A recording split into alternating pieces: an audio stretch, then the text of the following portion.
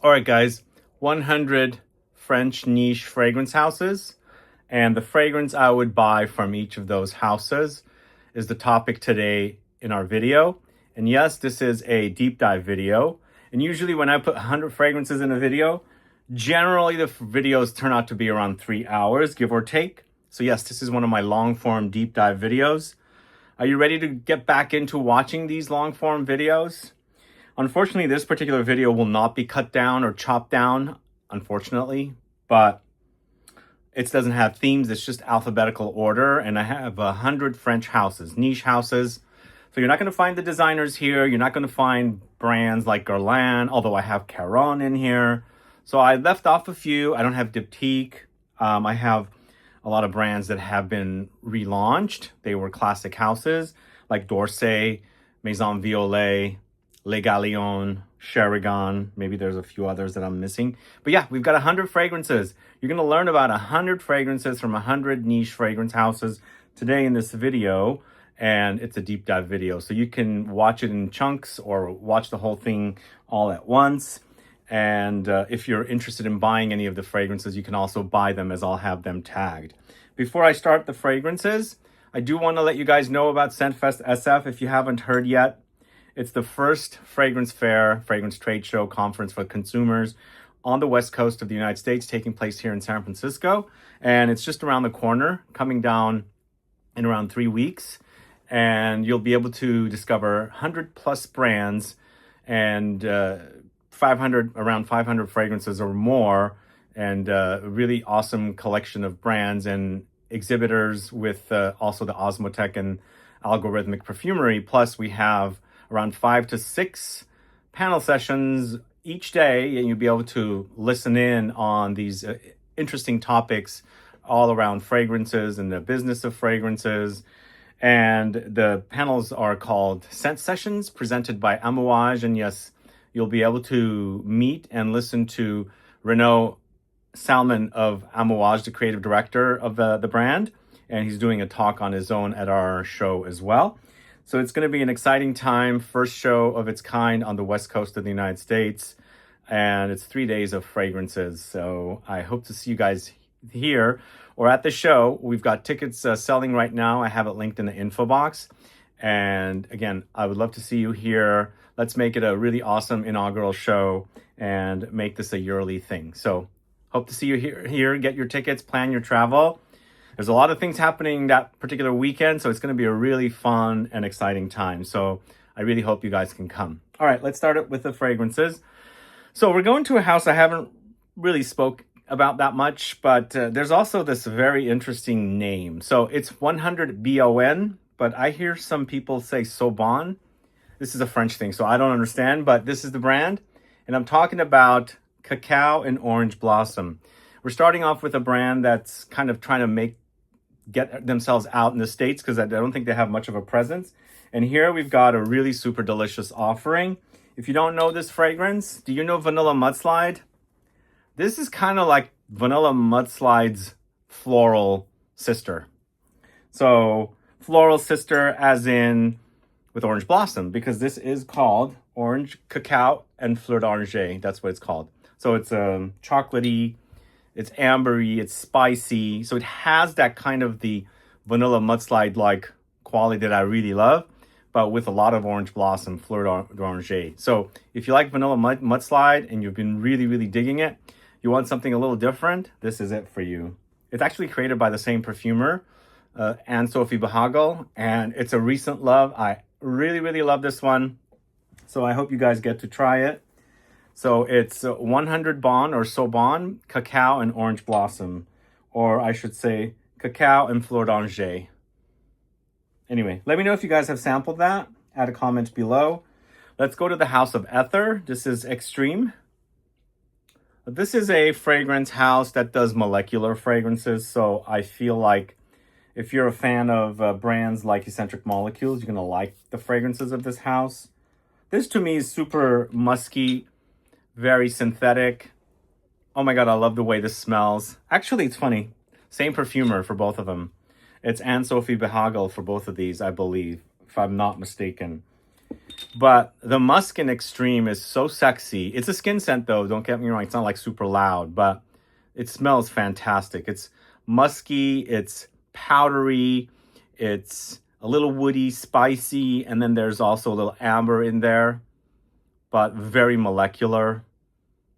Totally skin scent. But man, when this projects off of you with your body heat, it is very, very sexy. If you like fragrances like Molecule 1, Another 13, I don't know what, you must get your nose on this one because it's in that level, you know, that styling, and one of my favorites from the house. In fact, I did a video for the brand recently, probably late last year, and I spoke about 3 fragrances. Out of the 3, this is my favorite. But it's a skin scent. Don't go in thinking it's going to be beast mode because it's not. But it smells, man, it smells awesome. So good. So, so good. All right, next we're going to the house of AFFINESSENCE. This is Safran Néroli. So remember, the name of this video is 100 French niche fragrance houses and the 1 fragrance I would buy from each of those houses. So this is AFFINESSENCE. They do have the Santal Basmati, which I like. I also like their Vanille Benjoin. This to me is one of the most unique and original smells I've put my nose on. It smells so, so unique and different. So we're talking about Néroli, so it's orange blossom. We're talking about saffron, which is a spice, but has a leathery quality. There's also black tea here, but the combination is kind of smooth and creamy and very unusual, but in a really, really great way. It smells super awesome. Let me know if you guys have tried this. This is AFFINESSENCE's Notes de Coeur. It's Heart Notes collection. So the way that the brand does fragrances, top notes, heart notes, and base notes collections. Obviously, top notes will be all fresh notes, a lot of citruses. Heart notes are floral notes and some spices.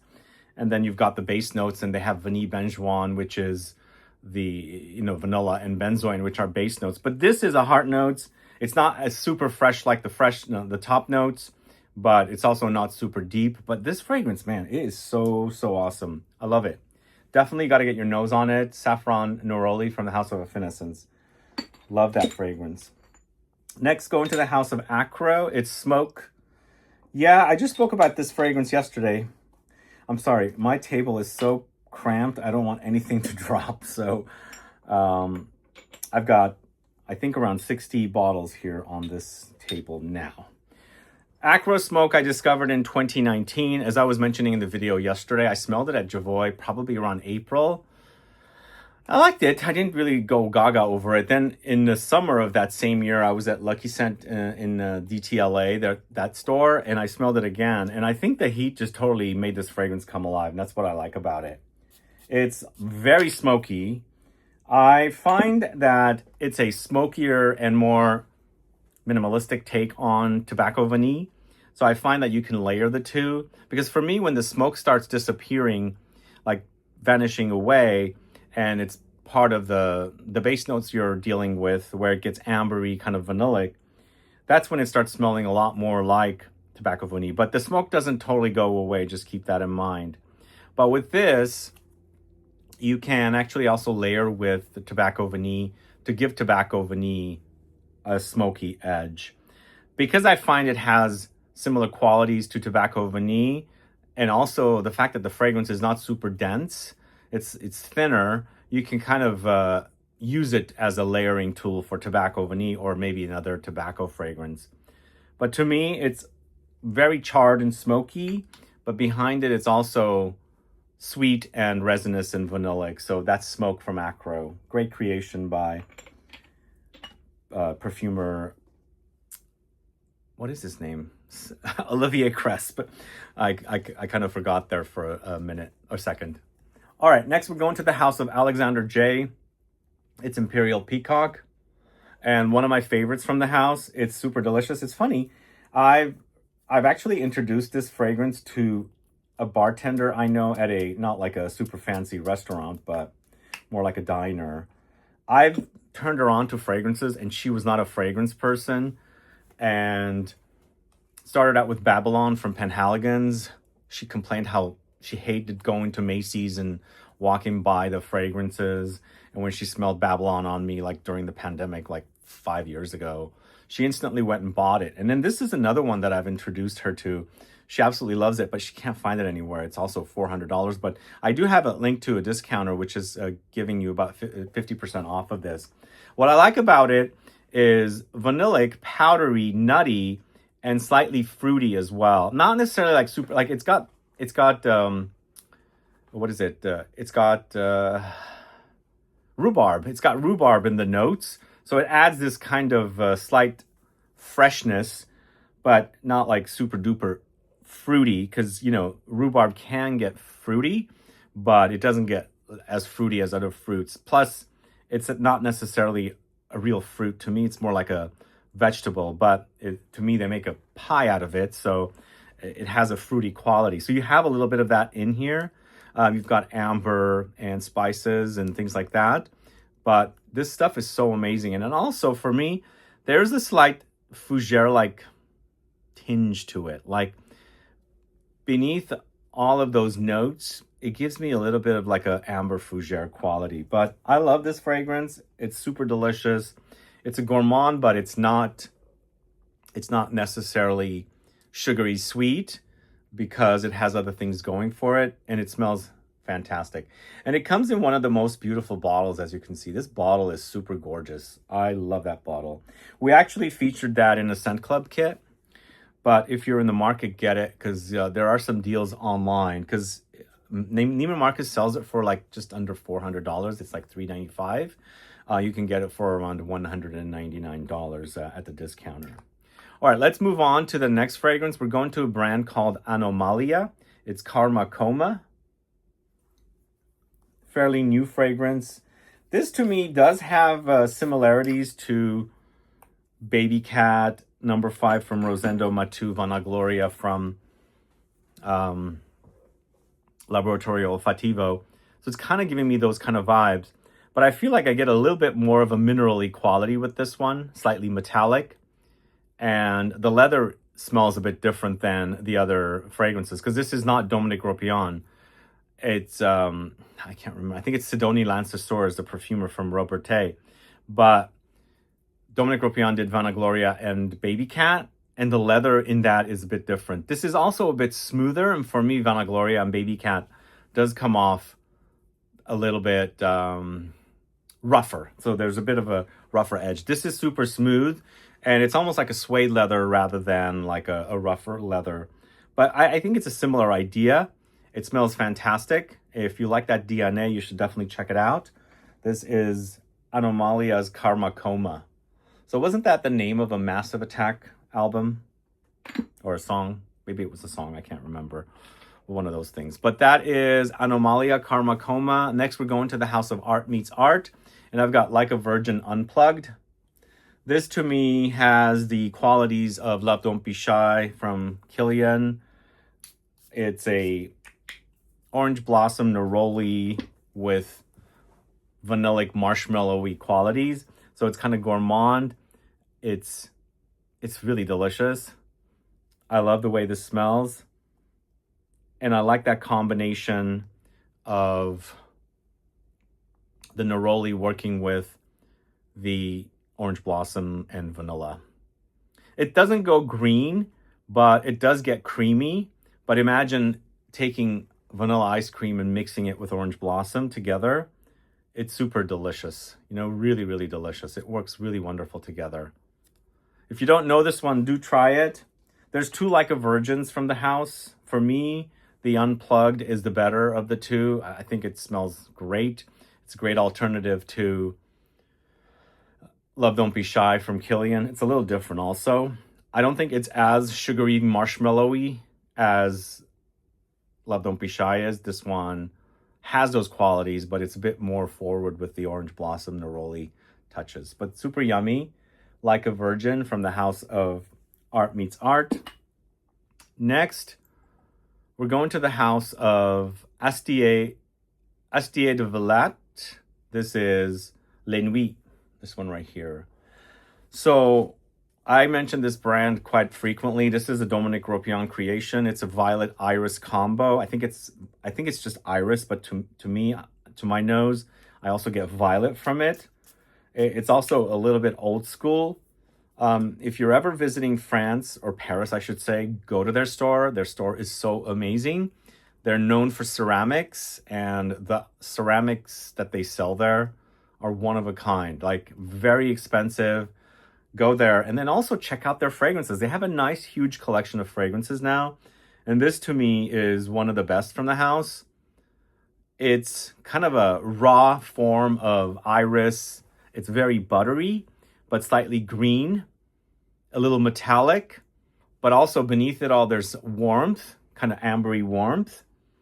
And I do get violet from it as well, but not super strong. I feel like the iris is a bit raw, like it's not mixed a lot, if that makes sense to you guys. But it's fantastic. La Nuit is so good from ASTIER de VILLATTE. Let me know if you've tried it. I highly recommend it. So it looks like I left off a fragrance here. Let's see. Okay, it's the next one, not after this one. Next, we're going to the house of Atelier d'Azur. This is Lune Féline. So Atelier d'Azur, Lune Féline is the first fragrance I bought from this house. They're going to be at Scentfest SF, by the way. The founder, Jean-Philippe, will be at our show. And if you want to learn about the brand, come and check out the brand and learn about the brand through the founder. In fact, Jean-Philippe will be on a panel as well. So this to me is, it's a musky, balsamic take on vanilla with amber. So it's got a bit of a slight medicinal quality about it, but I find it to be awesome. I really love the way it smells. I mean, it was an instant buy. It's vanilla, but not super gooey, sugary, you know, gourmand vanilla. It's more amber, balsams, and musky notes. So good. It's still good. You can get the original version, which is what I'm showing you today. You can also get the extract of it. Awesome stuff. All right, next up, going to the house of Atelier MATERI, and I think the one I would recommend from this house is Néroli Hasbaya. So what I like about this fragrance, it's similar idea to Love Don't Be Shy again, but what makes this one different is the addition of pistachio. So in the Middle East, if you've ever gone there, there's a delicacy. It's ice cream mixed with orange blossom and sprinkled with chopped pistachios. And this is that delicacy right here. So the idea of orange blossom, it's edible. You can eat it. It's used quite a bit in sweets mostly. And that ice cream is one of my favorites because, in fact, when I go to my mom's, she'll make some. And I love the fact that you can actually smell the pistachios with the creamy kind of velvety smooth creaminess of something creamy like ice cream mixed with very strong orange blossom. And then the pistachio on top is kind of sinking into the floral touches of the orange blossom and blending and creating this really super awesome delicacy. That's what I like about this one. So there's definitely a nuttiness here, and it's pistachio, and it totally reminds me of that dessert, which to me is super delicious. If you haven't tried Néroli Hasbaya, please do. I highly recommend it. One of the best from that house. They have a few that I really enjoy, but that one has become a favorite of mine as of late. But next we're going to the house of Bastille, Paris. This is a Paradis Nuit. So I spoke about this one. I did a video on the whole line. I've spoken about this fragrance. It's a woody, soapy fragrance. If you guys like soapy fragrances, this is one that you can definitely try. It's clean. The soap has some light floral touches, but also I feel like there's patchouli in here. Creates an earthy, woody soapiness. So it's almost like when you smell it, you're smelling like you just washed your hands with a very fragrant soap or something. And that's kind of what I like about this one. So it's become my favorite from this house, although I don't know what's going on with the brand. Hopefully they're still around. But I did a video on the line. We actually featured this in our mystery box as well, this Paradis Nuit, at one time, like 2 years ago, maybe. Let me know, those of you that got the mystery box, what your thoughts are.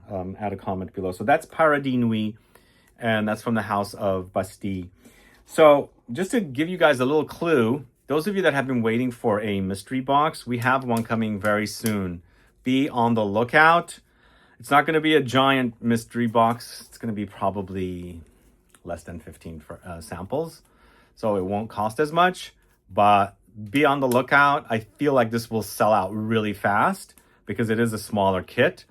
And just before ScentFest happens, we have a Scent Club mystery box kit dropping very soon. So again, be on the lookout for that. Let's move on to the next fragrance.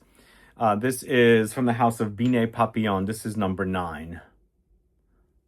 Does anybody know this house? If you go to Paris, go to their store in the Galerie Vivienne. It's a beautiful store. Really love. Well, actually, it's a pretty tiny store, I should say. But there's some great fragrances from the line. For me, this to me is, I guess, something like psychedelic, reminiscence patchouli. It's that kind of an earthy patchouli mixed in with a lot of, resin amber notes, vanillic notes to create this chocolatey effect. It's my favorite from the line, for sure. And it's my favorite kind of patchouli, the kind of patchouli that's super, super earthy. And of course, mixed with the vanilla, the resinous notes, the amber, you get that kind of chocolate cakey effect, which I absolutely find very delicious. It's not a gourmand, but you're getting that kind of an effect. It acts like it. And it's a little bit boozy as well, I should say. So that's Binet Papillon number 9. Kind of like that look in the back. That's like where the store is inside the gallery. What I love to do when I go to Paris is go through the galleries. They're so beautiful. Love photographing them. Let's move on to the house of Bon Parfumeur. This is Myrrh Shadow 403. So Myrrh Shadow is focusing on myrrh. It's amber. It's also a bit vanillic. But what I like about this one, there's a fragrance that Quentin Biche, who did the Myrrh Shadow, he did for this brand, this collection, Chloe, the vanilla in this collection. This Myrrh Shadow reminds me of it. Like, in this Myrrh Shadow, it's vanillic, but it's also a lot of resins, like myrrh. It's ambery. I feel like he's thrown in something green, either like some kind of a green floral note, or just a green note in general. So it's a nice surprise to experience the warmth of the resins and the myrrh and the vanilla. Then that green pops in, which gives you not an uncomfortable jerk, but like makes you wake up. You like, oh, I thought it was going all in that direction, but no, it's making a detour. Like it's turning around and becoming a little different, which is what I like about this fragrance. But it does remind me of the Chloe, is it Vanille Planifolia? I think that's what it's called, which I need to get a bottle. I recently bought this. This collection is pretty, I don't think it's made it here to the States, or maybe it has, I don't know. But you can find a lot of discounts. This is a redo of their classic tuberose. It's called Tuberosa 1974. And I found like a really great deal on that. It's like a 200 ml bottle or 150 ml bottle for like $100. So that was a great price. So I want to get the vanilla, but you don't have to get it. You can wear it with Myrrh Shadow 403, but it's not quite identical, if that makes sense. So that is a great scent from Bon Parfumeur. That's the one I would recommend from the brand. And the one I would recommend from BDK is Soir Extrait. Soir Extrait is awesome. I love it. It's fruity, it's earthy, it's a bit vanillic and sexy. Great trail. For me, with the brand, I never knew the original. I've gone back to the original and sampled it. This one has a lot more depth, which I like. I like the depth, the thickness, the intensity.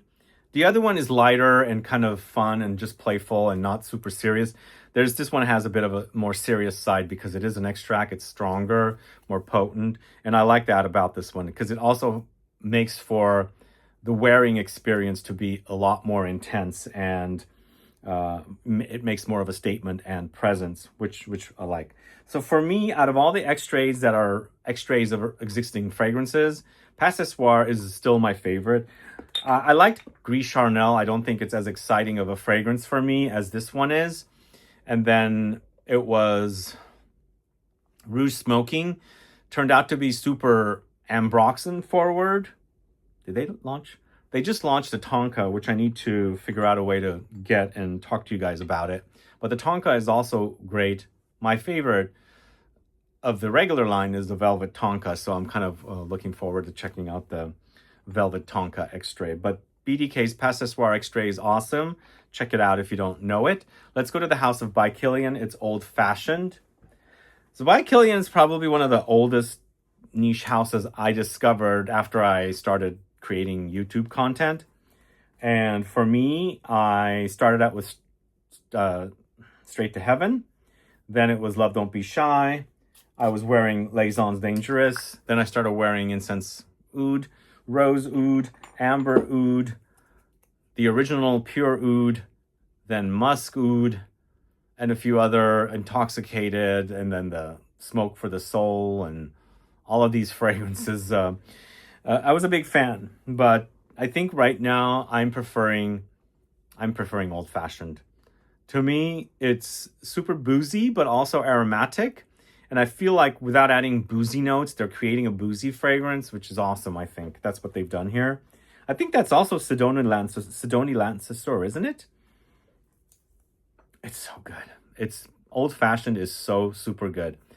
I don't drink Old Fashions myself. I do Negronis, but I have been not doing much Negronis lately. Although I just did one recently. It was really delicious. It was a Negroni made with Chinar. I really love Chinar. Have you guys tried Chinar? I love all these Amaros, I should say. They're super fragrant, and when I go to Italy, I try and have as much as I can, because when you're drinking them, you can actually smell very fragrant essences. And so with the Chinar, it boosted up the flavoring and the smell of the Negroni. But the Old Fashioned from KILIAN is awesome. I'm glad I got it. It smells really delicious. All right, let's move on to Karine Reutefeldt next. It's Karine. So I started talking about, I think I was probably the only guy talking about this brand on YouTube. Probably like almost 2 years prior to Lucky Scent even starting to carry this brand. For me, Karine is awesome. There's a few others from the line that I like. But Karine taking patchouli, mixing it with all these white flowers like gardenia jasmine is such an awesome combo. It's very floral, very earthy, super sexy, long-lasting, but I wouldn't say it's like super beast mode. The lingering power is great on this one. And again, the combination of white flowers and patchouli is awesome, and it's created by one of my favorite perfumers. He's done a great job. Who's discovered Karine, by the way? Karine is a great scent. I don't know what they're launching next. They haven't launched anything for a while. Well, what I want to do is get the one that came out after this, the latest fragrance, which has been probably 3 years since its launch. I had dismissed it, but I bumped into a woman I know in the fragrance community in France at a store that sold this, and she really turned me on to the last fragrance launch of the brand.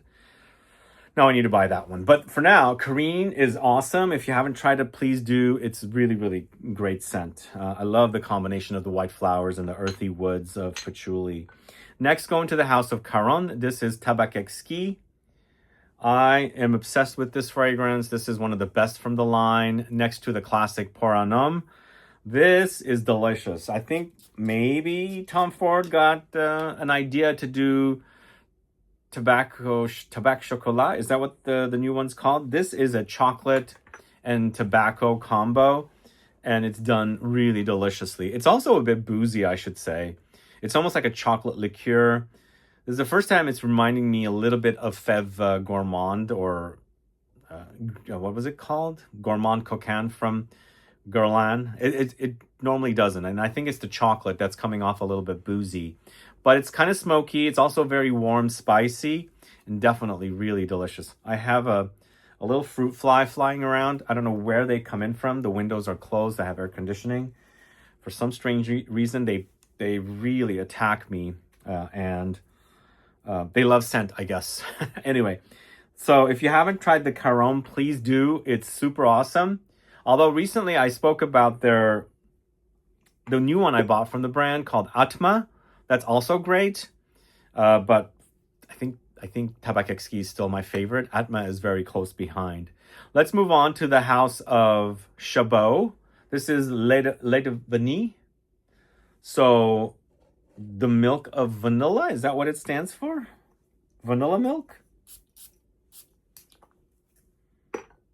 Yeah, it's milky, lactonic, and vanillic. I mean, it's gourmand, but once again, I think it's just mostly lactonic vanilla. It doesn't get super sugary sweet, but it gets very milky. It's a little bit ambery and spicy as well, but super cozy. I think this is a very, very cozy fragrance. Which fragrances do you like so far that I've spoken about? Which brands are you familiar with that you really love? Which ones are you not familiar with and don't know much about that you're curious to discover? Let me know. Add a comment below. But Chabot is great. This is really awesome. I was going to pick... They have a fig fragrance, and I really love the fig fragrance. I thought I would pick that one, but I went with this one. The fig fragrance that they have reminds me of Jo Malone's Fig and Cassis, which I was a big fan of. But I went with this one. I think this is a bit better of a representation for the line because they're known for their milk fragrances. And this is my favorite of the milk fragrances. So that's Lait de Chocolat from Chabot. Next, going to the house of Chambre 52, Cuirac Corp. Let me know if you're familiar with this one. I did a video on the entire line. This is the only fragrance I own. I discovered this earlier last year, I think. The line also just launched a extract, and it's a smaller bottle in a red bottle. Beautiful. I think it's the color of the cap, the bottle. This is a nice, almost slightly sweet kind of suede leather. So it doesn't get animalic, but maybe a little bit underneath it all. But it's kind of cozy. It's a bit spicy, smooth, and a little bit sweet. But it smells great. It's a great one. Great one from the line. This is Chambre 52, Room 52, Cuirac Corp. And then the next one is a house called Chabot. No, I'm sorry, what am I saying? The next one is a house called Sherigan. This is Fiesta Habana. Wait, I got the wrong fragrance. All right, I got the right fragrance now. It's Fiesta Habana, this one right here. Fiesta Habana is a really delicious boozy offering with tobacco. Those of you that don't know Sherigan, it's a historic French house that was resurrected by the same people that own the brand, The Different Company. I don't know if you guys are familiar with that brand. They're known for a fragrance called Celle de Vetiver. This to me is sweet and spicy, boozy, and tobacco-ish. And it really kind of puts me in that whole kind of tobacco, not craze, but industry happening in Cuba and, you know, all the parties and things that people used to go to and drinking booze and smoking cigars and all that kind of stuff. That's kind of what it smells like, but it's really nicely done. It's one of the best from the line. And if you love boozy fragrances, you got to get your nose on this one. It's totally different than Old Fashioned. This one, I think, literally has boozy notes, whereas Old Fashioned was created with aromatics and spices. But yum. This is also an Extrait de Parfum, so pretty decent performance. And I love that one. It's a great one. The brand is not necessarily represented a lot in the States, although if you guys are familiar with the Fragrance Vault, they are selling at the Fragrance Vault. And the Fragrance Vault is actually exhibiting with various brands at Scentfest SF, by the way. Those of you that have never been there, it's in South Lake Tahoe. And they sell a great collection of fragrances that not a lot of other retailers sell, which is kind of cool. And also they have a great collection of vintage fragrances. So, and one of the brands they have is Sherigan, But Cherigon is not one brand that they're bringing. They're bringing a few other brands. If you're curious to find out what the Fragrance Vault is bringing, you can check out Scentfest SF's website to see the list of brands they're bringing. All right, let's move on to the House of Creed next. It's Royal Oud. I had to include Creed, and I had to include Royal Oud. It's my favorite, created by Julien Rascanet. And did I tell you guys Julien Rascanet is going to be at Scentfest SF? He's coming because there's a fragrance that he's created that one of the brands that is going to be at the show, it has created a new fragrance with Julien Rascanet. So that's one of the reasons why he's coming. But if you've ever wanted to meet Julien, he'll be at our show, which is awesome. I'm so happy that we have some famous perfumers coming and famous people from the world of fragrances. And so, but yeah, I love this fragrance. It's definitely kind of green. I don't know, for some reason it reminds me of a little bit of ash. I don't know why. I think it's the woods that are in here that gives me like a little ashy kind of cigarettes, but in a kind of a green woody direction. But it's a great creation, I think. So Julien Rascanet, excuse me, has a style. This doesn't seem like the kind of fragrances he creates. Not at all. This is like the Moon from Frederic Malle. He does these kind of oudi fragrances quite a bit, Middle Eastern style. This to me is not like that. Not at all. The fragrance he and I worked on for Juicebox 54 is nothing like that, which is great. Also, the new one from Lumari, which is another brand coming to the show. The creation Julien did for Lumari called Radanfor is also nothing like what he usually creates, which is kind of awesome. If you guys haven't gotten your nose on Radanfor, please do. I have Lumari in this video, but it's not Radanfor I'm featuring here. But Royal Oud is great. I love that Royal Oud. It's the very first Creed fragrance I bought. The very first. And I've been a fan since the first time I smelled Royal Oud. All right, next going to the House of D'Orsay. This is Tonka Hysteria, a fragrance we featured in our Scent Club kit. This is a great fragrance. It's super intense. It's an extract, very long lasting. It has a lot of resins. It's kind of ambery. It's also black peppery spicy with a little bit of an incensey smokiness. It's a nice contrast of sweet, spicy notes, smoky notes, peppery notes, ambery notes. I love that combo. There's a slight fizziness in here as well, maybe giving you a little bit of a Coca-Cola edge. But if I was going to pick, this is Jordi Fernandez for Tonka Hysteria. If I was going to say my favorite fragrance from Jordi Fernandez and what it would be this. I just think this is a great scent that he created.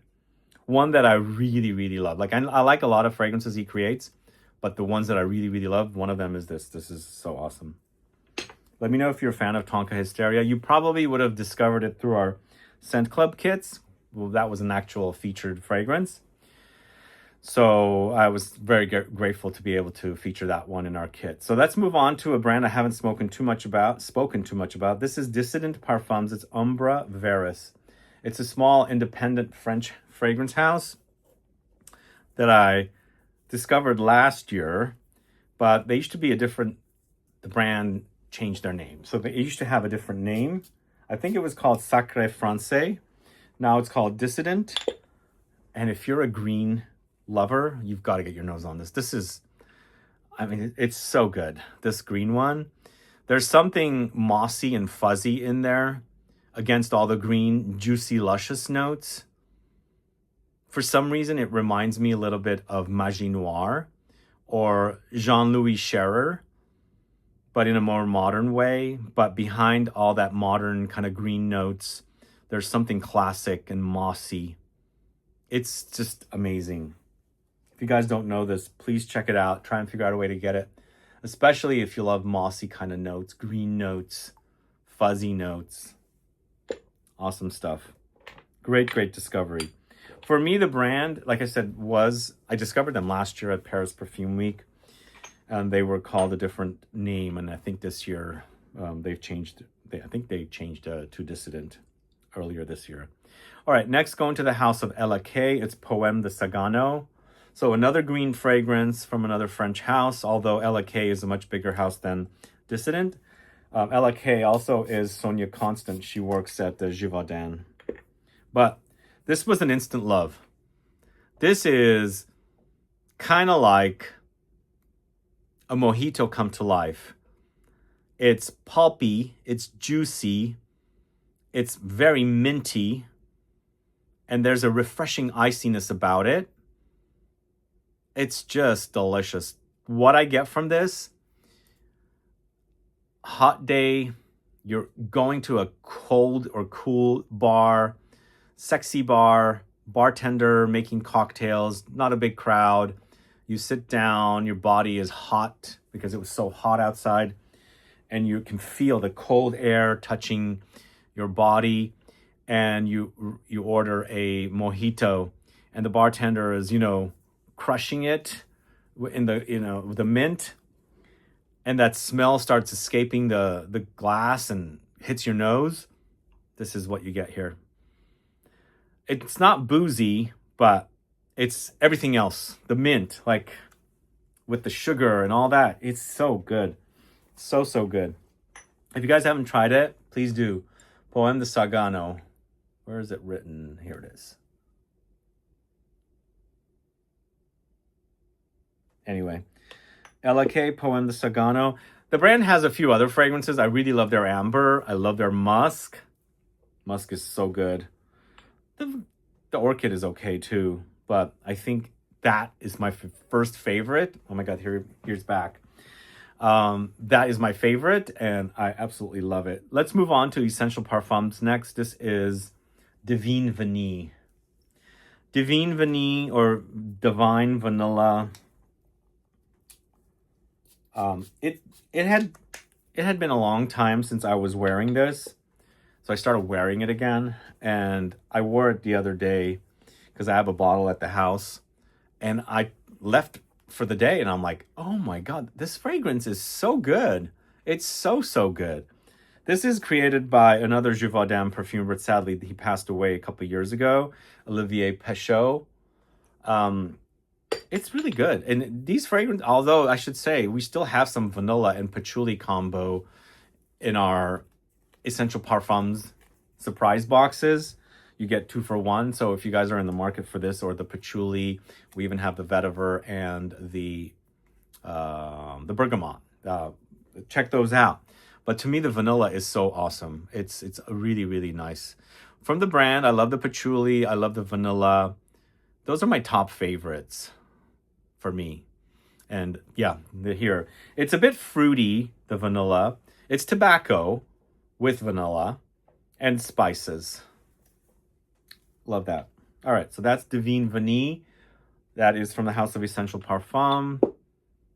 Next, we're going to the House of ATELIER Orange. This is You or Someone Like You. Not one of their edgier ones, but a really good quality minty fragrance. I'm a mint lover. We eat mint a lot in my family. It's a delicacy, and I kind of have to make sure the mint is naturalistic, not toothpastey. And this one to me is like freshly picked mint from the garden and mixed in with like dried mint as well. And this also has some green notes and citruses and maybe light rose thrown in. But it's very fresh, invigorating, cooling, refreshing. You or Someone Like You. Probably the biggest seller for the house. What do you guys think? I mean, it's not anything edgy. The brand started out doing edgy fragrances, and I think they've become a bit more mass appealing. But for a good quality freshie, You or Someone Like You is definitely awesome. Next, going to the House of Ex Nihilo. I'm going with the Blue Talisman. I don't know why I put the Blue Talisman. But Blue Talisman was one that I was dissing, then I started really enjoying. I still don't have the extract. Is the extract good, guys? Blue Talisman. I find the DNA to be very sexy. is it a blue fragrance? It's clean, it's musky, it's citrusy, it's a bit fruity. Smells great. I think personally also, it's not, well, my complaint with the brand, they're too expensive for what you get, but you get really great scents. I just think they need to be a bit more oomphy. I think that's why they release a lot of extracts. The brand releases a lot of extracts of a lot of their fragrances. And I need to get my nose on the extract of this. This is pretty light, but for me, when I'm wearing it and it's worn in the heat and my body's temperature kind of like starts amplifying the fragrance off of me, which I quite like. But I want to check out the extract to see how much more potent it is, because this is pretty light. But once you get past that lightness, it's a great smelling fragrance, I think. So that's Blue Talisman from the house of Ex Nihilo. Next, we've got Fast Scent with Creme Brûlante. We featured this in a mystery box last December. Can you guys also believe we have not had a mystery box since December? So we got one coming very soon. Stay on alert. So this was actually in a mystery box, and this is actually my favorite from the line. So it's basically like a creme brulee experience. It's a gourmand. It's creamy for sure. You definitely have the texture of the creaminess here. You really experience it. It's sweet. It's a little spicy, kind of lactonic, milky, but very delicious. I have a few videos on the channel of the brand. In fact, I have a video with the founder, one of the founders of the brand. If you're curious to learn about the brand, I shot the video with the founder at Paris Perfume Week, not this year, a few months ago, but last year. But that's a Fast Scent Creme Brûlante. Really awesome stuff. Next, going to the house of Frappin. This is 1270. So 1270 is probably the one that people keep coming back to. I almost went with the Xtraem. I think it's called Xtraem, right? I think there's a weird, like not weird, but like there's a mistake about it. 1270 Xtraem to me goes very fresh with fresh fruits, but they called it Xtraem and it doesn't really act extreme. To me, I would put this as the Xtraem because this is a lot warmer and it's also fruits that are dried, so I would not get the freshness as much as I get with the Xtraem. But once you get past that, this is like a holiday. This is the original, right? It's not the Xtraem. Yeah, this is just 1270. It's great. It smells great. It's super fruity. It's ambery, spicy, very delicious. There's honeyed quality. It's a little bit like fruit cakey, but it's not kind of super sticky and dense. There's like a lightness about it, which is easier to appreciate. So that is 1270 from the house of Frappin. Frappin is a cognac maker. All right, we're done with the first page. All right, we have first page finished. Now we're on the second page and we have 3 3/4 pages. So that's how much longer we have to go. We shot about 45 minutes, I think. 48 minutes maybe. I can't remember now. But we're going to the house of Frederic Malle next. It's Portrait of a Lady. Gotta feature this one here. We got to. But probably one of the most popular in the whole collection of fragrances I'm talking about. It's also kind of changed up a little bit. I can notice it's gotten thinner, but to me, the actual DNA is kind of intact and I absolutely love it. It's a masterpiece and one of the best fragrances ever created by any perfumer, and it goes to Dominique Ropion. So it's roses, it's patchouli, it's incense, it's raspberry or fruity notes, it's amber. What am I forgetting? Did I say rose? One of the best fragrances ever created. To me, it's awesome. And what I like about it, it's got a big presence. So if you like big fragrances, you have to check that out. You have to. It's awesome. Maybe trying to figure out a way to get vintage, but I doubt you're going to be able to find it. I think the fragrance still smells great, but if you've been wearing the original dating back to when it first launched in 2010, I bought my first bottle in 2012. There's definitely differences there. All right, let's move on to, excuse me. Let's move on to the house of GOUTAL Paris, which used to be Annick Goutal. It's Eau d'Adrienne, probably one of the original niche fragrances. I think it came out in 1981. This has also kind of lost its intensity. The very first time I wore that, it was in 2001. I was on a trip, no, I think maybe 2000, no, not 2001. Either 99 or 2000, I can't remember exactly. I bought a bottle of Eau d'Adrienne in the men's bottle at Saks Fifth Avenue. It was a summer I was there, hot and humid, and that fragrance cooled me off like no other would. And I remember putting it on. It was ice cold. It was also lemony and astringent, and it just kind of cut through my body heat and the warmth, and really kind of like quenched my thirst with this kind of like lemon drop or lemon lozenge kind of a smell. But to me, it's super lemony, very iconic fragrance, one of the best fragrances ever created, one of the best lemon fragrances ever created. It's got some woods and spices and musk, but I think for me, it's all about the lemons. It has gotten thin, but to me, it's an iconic fragrance, one of the best. Eau d'Adrienne from the house of GOUTAL. If you're looking for a lemon fragrance, that's one of the best lemon fragrances ever. All right, next, going to the house of HEADSPACE, we've got Santal, another Julien Rasconnais creation. Now, did I tell you guys that Julien Rasconnais is going to be at Scentfest SF? So if you want to meet the guy, now's your chance. He's coming for sure, and he has created a new fragrance for a brand. I'm not sure if I can publicize it yet, but soon you'll hear about it. And he's coming for that fragrance specifically. But when he comes to the show, there will be other fragrances that he's created. But what I like about Santal, it's just like, I love wine, although I don't drink it as much as I used to, but I love wine, and I love the way wine smells. Wine and champagne. Although lately I've been drinking more champagne than wine. This, to me, smells so authentic with the champagne-y touches. It's almost like the cork, the barrel aging of the grapes is nicely mixed with the creamy sandalwood that this is featuring. It's called Santal, so sandalwood. But what a unique way to create sandalwood with a fruity kind of a fizzy champagne effect that is very true to smelling like real wine. That's kind of what I like about it. It's a wonderful fragrance.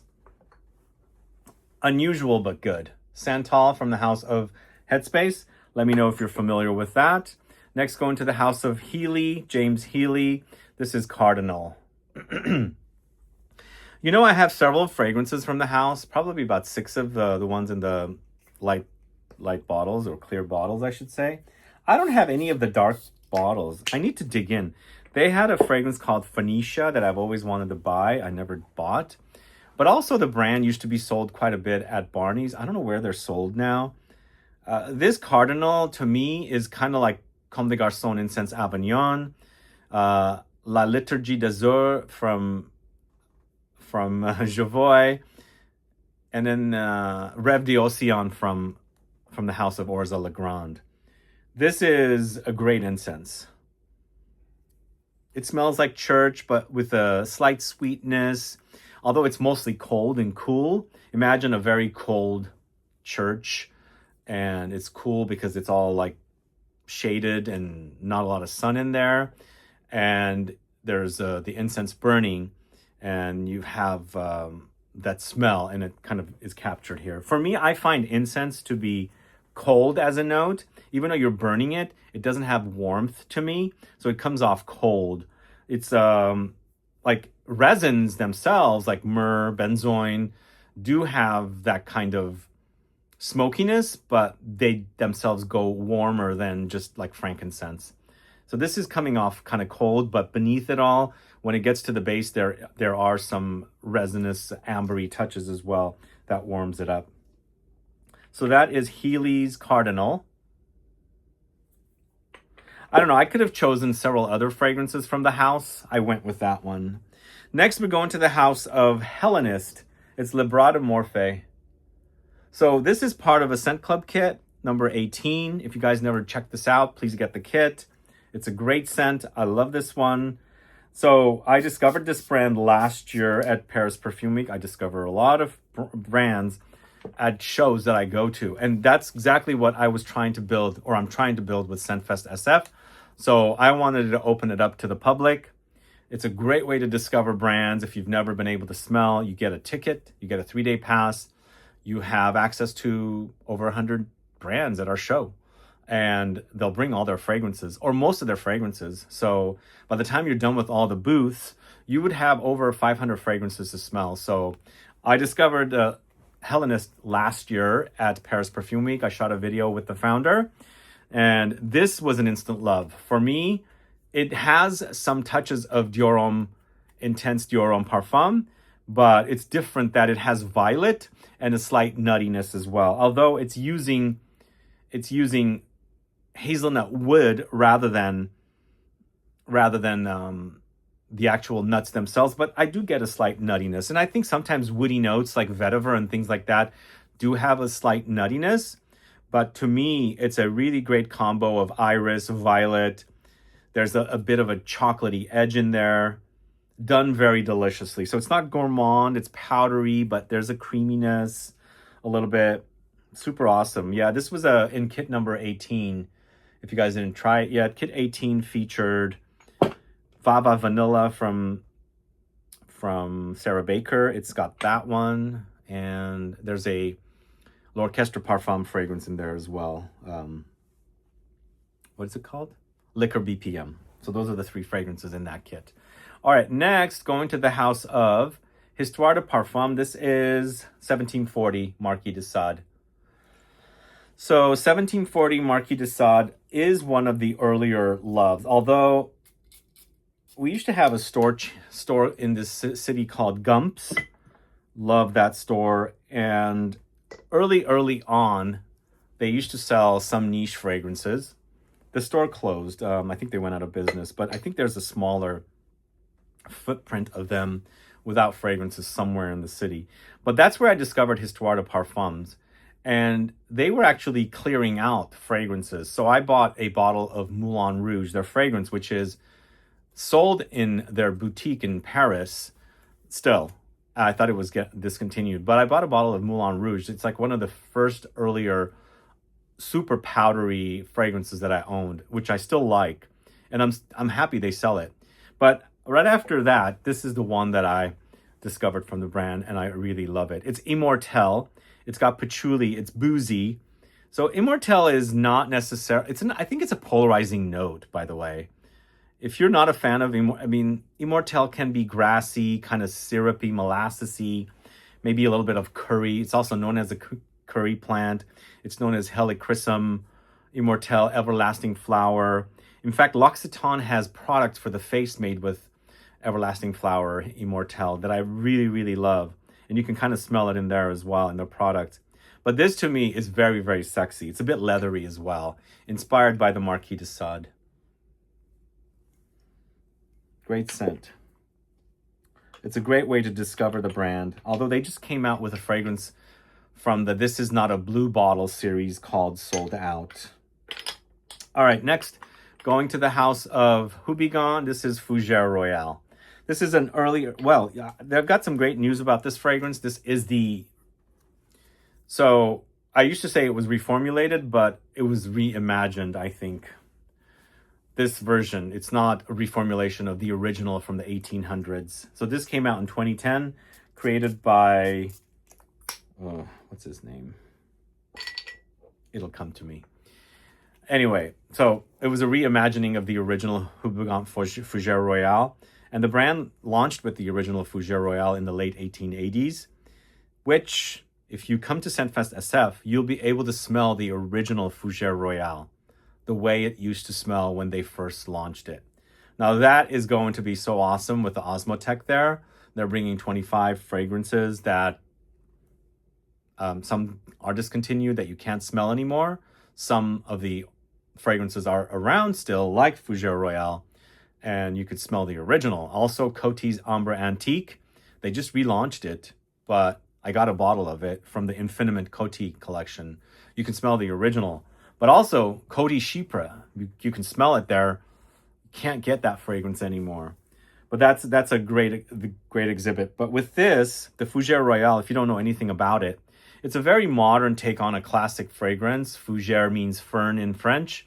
And so they were trying to recreate the smell of ferns as a fragrance. And this is what they came up with. You know, ferns do have a very, very light smell. Not super strong at all. But they reimagined the smell, and this is apparently what it would be. But it's a great green, aromatic, spicy, woody, citrusy fragrance. Fougère Royale. I have both versions, the Parfum and also the Eau de Parfum. This is the Eau de Parfum, right? Yep, this is the Eau de Parfum. I think the Parfum is not worth it, just giving you a heads up. Get the original. The original is also really, really great and classic. Now let's move on to the house of Indult. This is Tihota. Oh, before I go to Tihota, again, 25 original formulations or original formulas of classic fragrances you'll be able to smell with the Osmotek, including, as I said, the Fougère Royale Ambre Antique from Coty. You can smell Chypre from Coty and many other fragrances. They don't usually, I mean, it's not easy to smell these fragrances. So if you've ever wanted to visit the Osmotek, which you would need to arrange with them, you can't just drop in because it's not a museum. It's a nonprofit organization for the preservation of fragrances. So if you've ever wanted to visit them, now is your chance at our show. This is the first time they're doing a show in the USA. I'm so happy that they agreed to do it, and with 25 fragrances. So please come get your tickets to Scentfest SF. Now let's move on to Indult by Tihota. This is a fragrance I used to speak quite a bit about. Where is the sprayer? The brand launched in 2009, I think, and all of the fragrance, no, maybe a little earlier, like 2007. All of the fragrances, when they first launched, were created by Francis Kurkdjian. But I think because Francis was on his way to launch his fragrances called Maison Francis Kurkdjian, I think there was some problems and the brand folded, and then I think it was resurrected by someone else. But one of the best vanilla fragrances. It's really yummy. It's super delicious. Creamy, fluffy, marshmallowy, like vanilla you can just blanket yourself with. Spritz it on and it's just covering you with this coziness. It's good. It's really good. It's been a while since I smelled it. It's definitely one of the best. Tihota from Indult. Next, we've got Infiniment Coty. Speaking of Coty, this is Encore un fois. So this is a boozy tobacco fragrance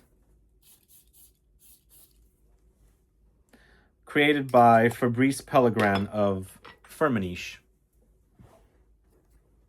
It's yummy. It's quite yummy. Are you guys happy with the Infiniment Coty fragrances? Did you guys get a bottle of Ambre Antique? Ambre Antique is awesome, by the way. I don't think it's everybody's cup of taste because it's quite animalic. So if you aren't familiar, like you can smell it at the Osmotek, but I mean with our show in the Osmotek room. But this to me is very modern. It's a boozy, spicy tobacco fragrance, and it smells super delicious. I just want to spritz myself all over with it.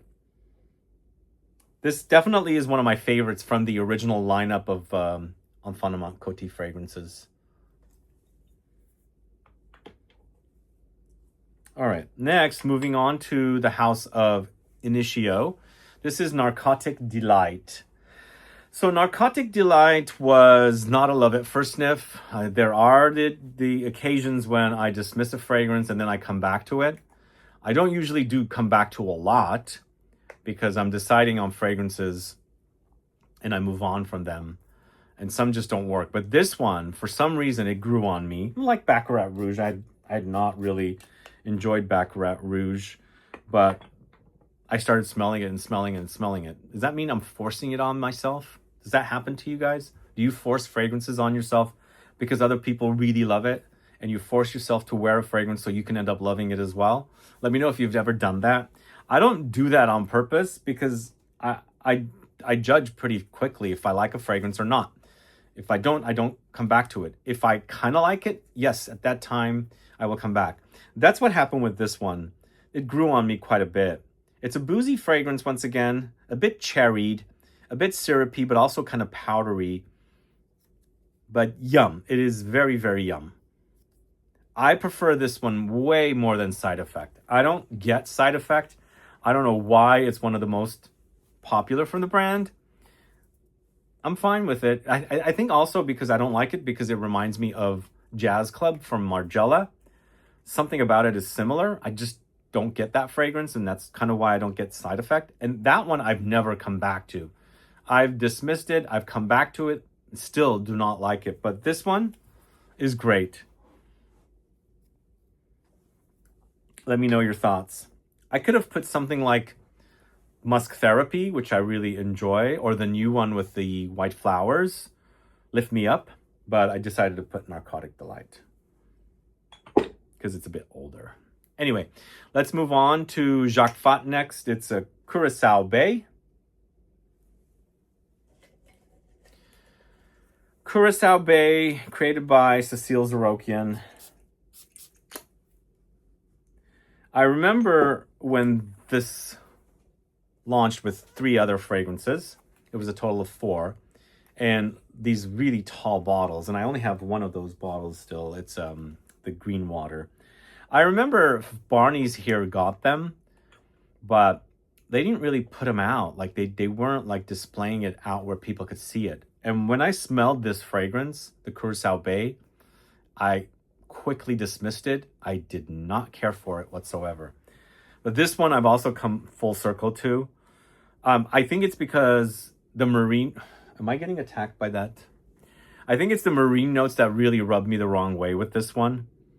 But I've grown to enjoy it. Yes, I can smell the marine notes, but I'm also picking up a really nice creamy base, which is creating more of a, like a beachy effect, like a sunscreeny creaminess, oiliness, not oily, but creamy more. But it's definitely marine, but enjoyable. To me, it's like smelling the sea, and also the breeze is hitting some bodies that are covered with sunscreen or something, and you're getting that mixed with the sea air.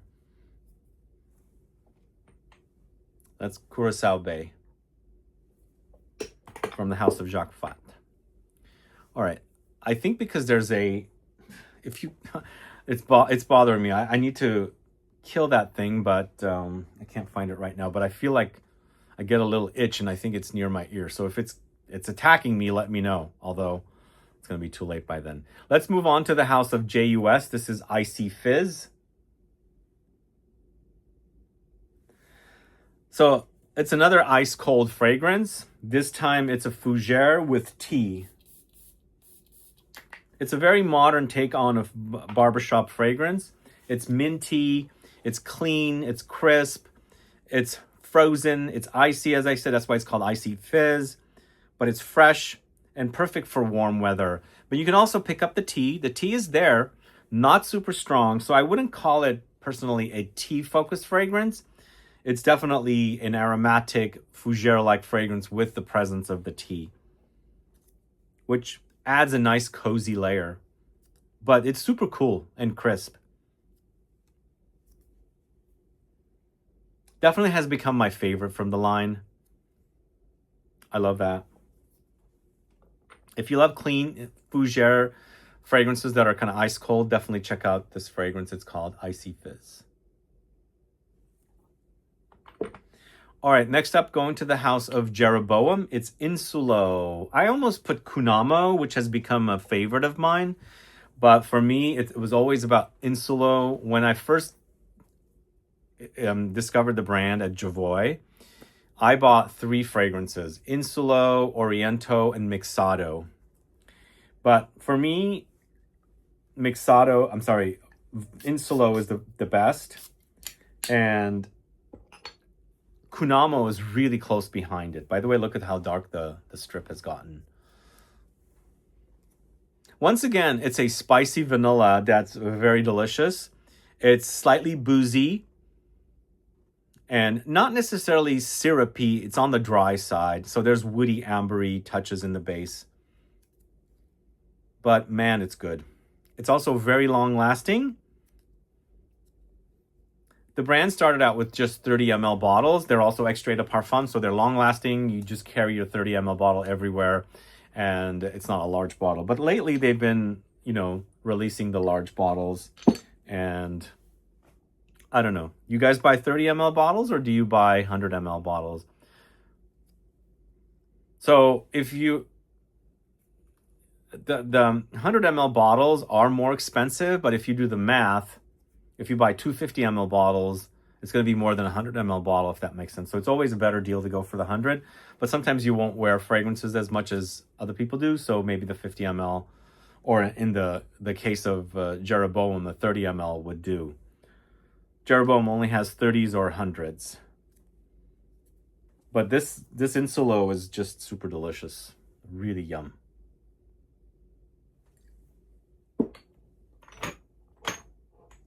All right, let's go to the house of Joussé. This is Accident à la Vanille.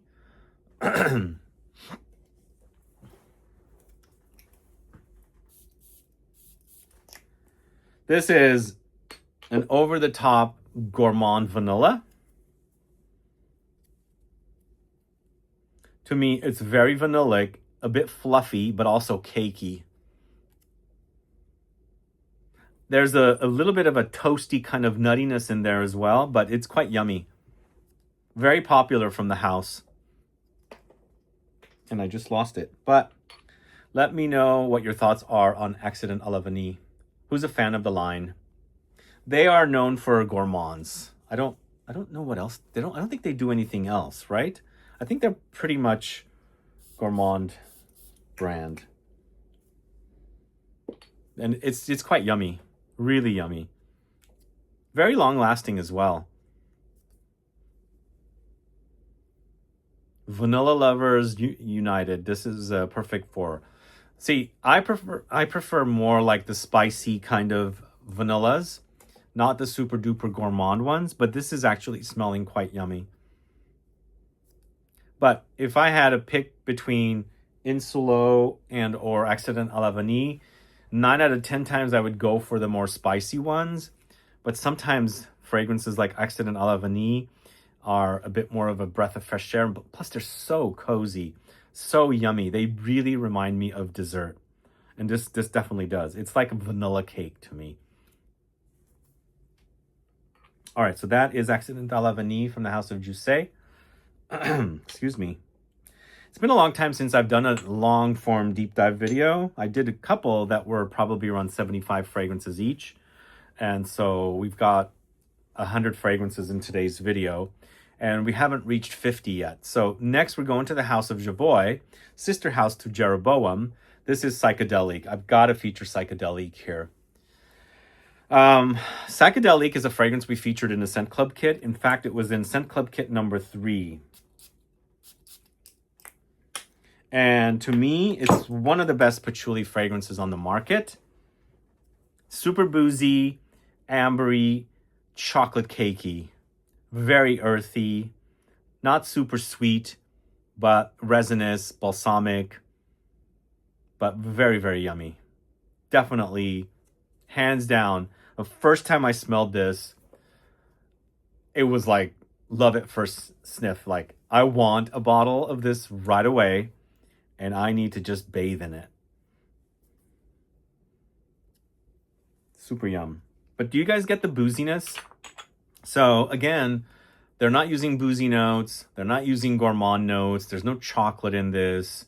So it's the resins, the balsamic notes, the vanilla mixed together with the patchouli creates that effect, which I find to be awesome. Anyway, Psychedelic from the house of Javoy. One of the best patchouli fragrances on the market. Next, going to the house of Juliet Has a Gun, we've got Vanilla Vibes. Yeah, there was a while there in the, like, 2018, 2019, maybe 2017, 2020.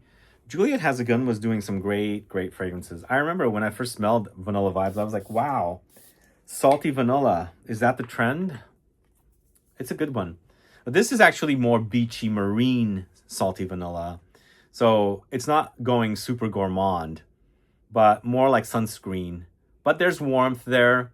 There's definitely warmth under there, which to me I find to be a breath of fresh air for vanilla. But then you got to enjoy marine notes. You got to enjoy salty notes. And the fact that it's not super duper gourmand. So that's Vanilla Vibes from Juliette Has a Gun. But the new one, the banana, I actually enjoyed it. I really did enjoy the banana. I need to get a bottle. It's actually, I'm not the biggest fan of banana, although there was banana from L'Artisan, which I quite liked as well. And there's a banana from, what's the name? Comptoir Sud Pacifique. They have a banana. I think KILIAN has a banana. Granado Brazil is launching a banana. I think banana craze is kind of in full swing. So, yeah. By the way, Granado Brazil will be at our show. So if you guys don't know the brand, come check them out. They are building a really nice booth, by the way. They're really great presence at the show. They have this amazing green theme, and they have a new banana fragrance coming. But anyway, that's Juliette Has a Gun's Vanilla Vibes. And if you guys recommend the banana from Juliette Has a Gun, let me know. Although I need to get it because I enjoyed it myself. Let's move on to Laurent Maison. This is ALEXANDRE. I bought a bottle in the original bottle of this when I was in Lisbon. I went to Embassy Niche Perfumery and I fell in love with ALEXANDRE from the brand, and I bought a bottle on the spot. It's kind of like Blanche by Byredo, but a bit different. It's clean, it's aldehydic, it's crisp, it's fresh, and it's a fragrance that you just don't have a lot of, you don't have to think about it. You just spritz it on. You feel clean and fresh. It's not heavy. It's airy. It's aldehydes, but it's a bit clean and soapy as well. But it doesn't, to me, it's aldehydes, but it doesn't smell like Chanel No. 5, when a lot of aldehydic fragrances kind of do smell or remind me of Chanel No. 5. This is just a very clean aldehydic fragrance that you don't have to think twice. You just want some fresh, clean scent on you. You just spritz away and go on your day. It's a carefree fragrance, I think. ALEXANDRE from Laurent Maison. Who's a fan of that house? By the way, they launched a fragrance last year. It's a gourmand, like full on, in-your-face gourmand. I'm forgetting the name of it. It's so good. It is really great. I discovered it at Petit Fragranza, and that fragrance is yum, like super yum. Let's move on next to the house of L'Entropiste. It's Semence Douce. Semence Douce. You guys know anything about this one? This is probably a bit out there of a fragrance. It smells like tulips, the flowers, but not necessarily flowers themselves. The green stems kind of maturing in a vase in a florist shop. It's green, it's powdery, it's a powdery, like milky lactonic. Very strange fragrance, but sort of addicting. Let me know your thoughts on this one. Have you discovered it? Do you hate the idea of it? Semence Douce? Add a comment below. Next, we're going to a house called L'Objet. This is Bois Sauvage. Look at that top. I love that.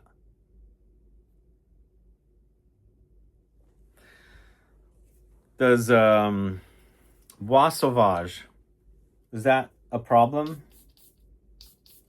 Wild wood, is that what it translates to? I love this. This smells really yum. It's super spicy. Like for a woody fragrance, I want a woody fragrance like this, not boring, dry woods. There's some stuff in here that are making it exciting and making me want to keep smelling it, whereas sometimes I get bored of straightforward woods. I guess this could be like a distant relative to something like oud wood. It doesn't smell like oud wood, but it kind of reminds me of the idea of it. It's spicy, it's crisp, and a little bit sticky, syrupy, and very woody. That's why it's called Bois Sauvage.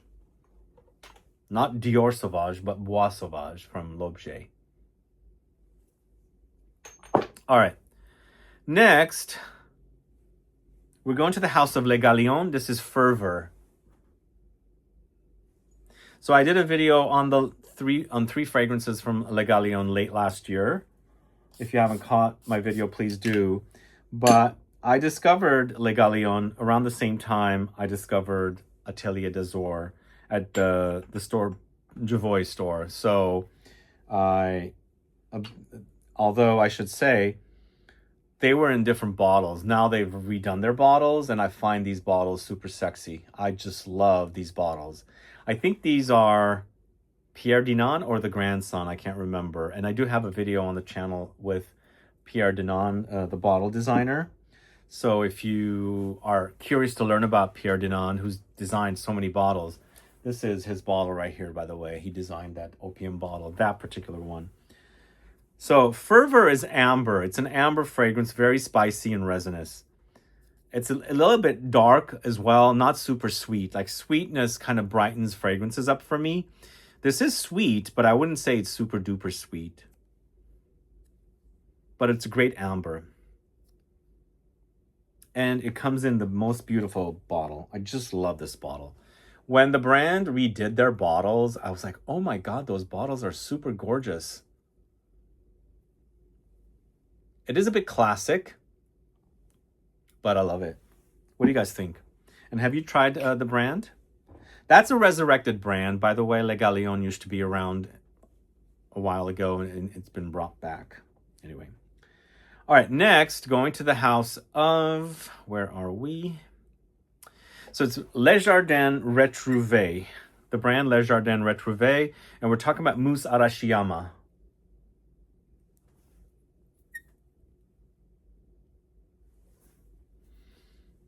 So it's a green fragrance. Obviously, you can see the color. And mousse referring to moss, assuming it's mossy. This is also a bit marine, but it's super green and crisp. Yum. It's so good.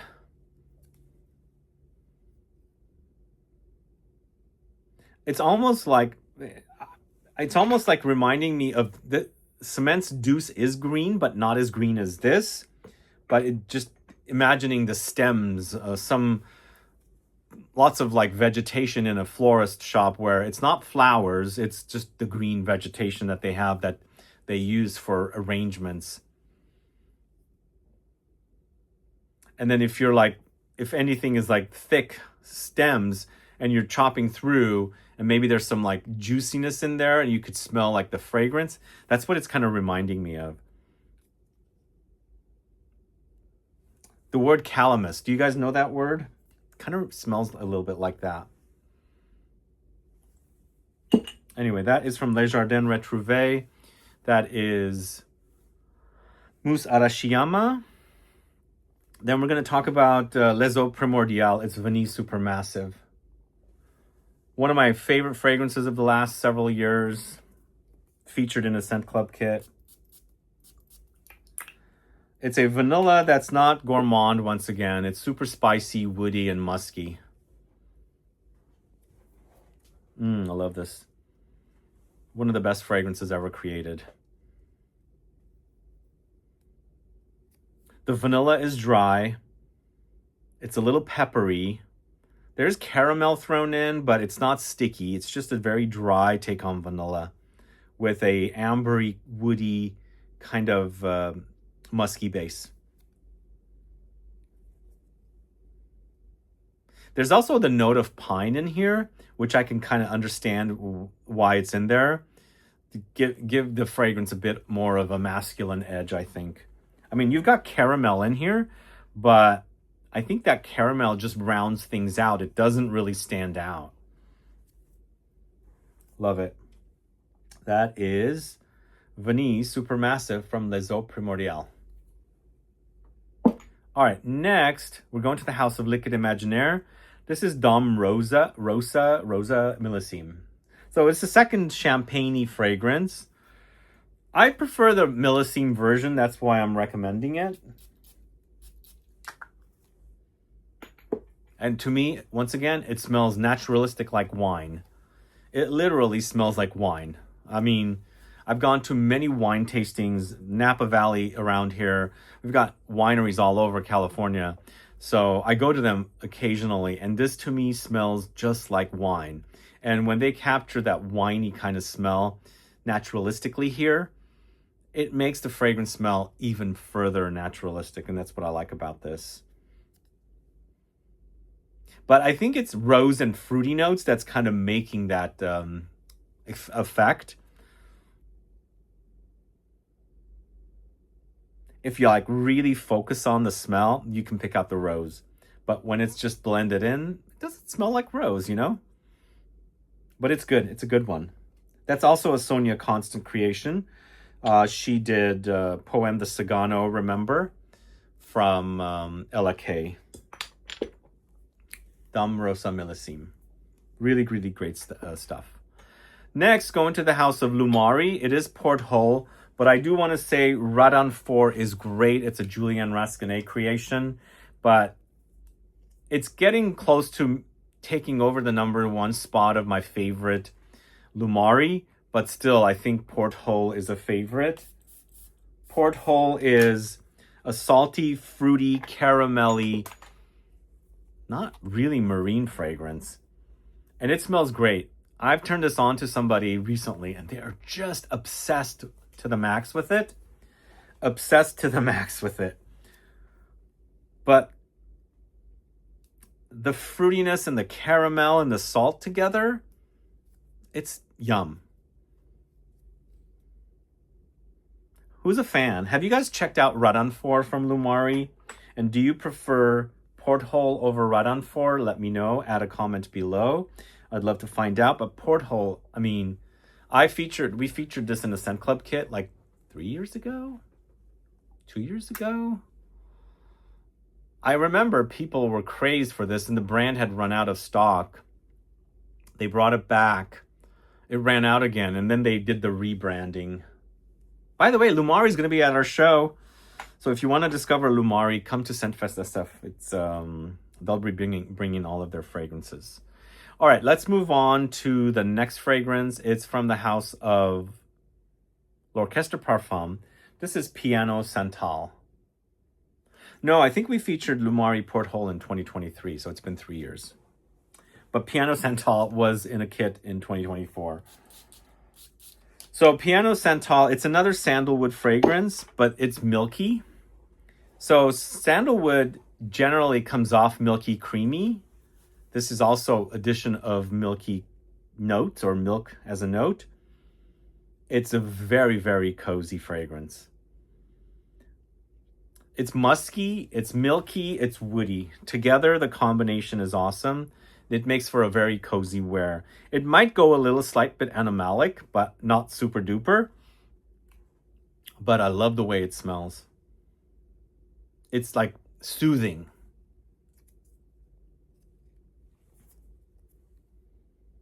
Who's a fan of L'Orchestre Parfum Piano Santal? If you're not a fan of Piano Santal, which one do you like or prefer from the brand?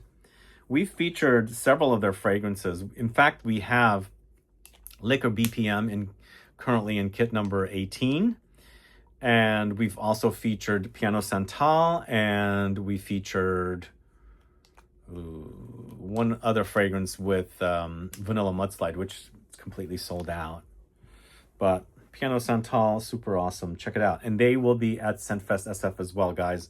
L'Orchestre Parfum will be at Scentfest SF.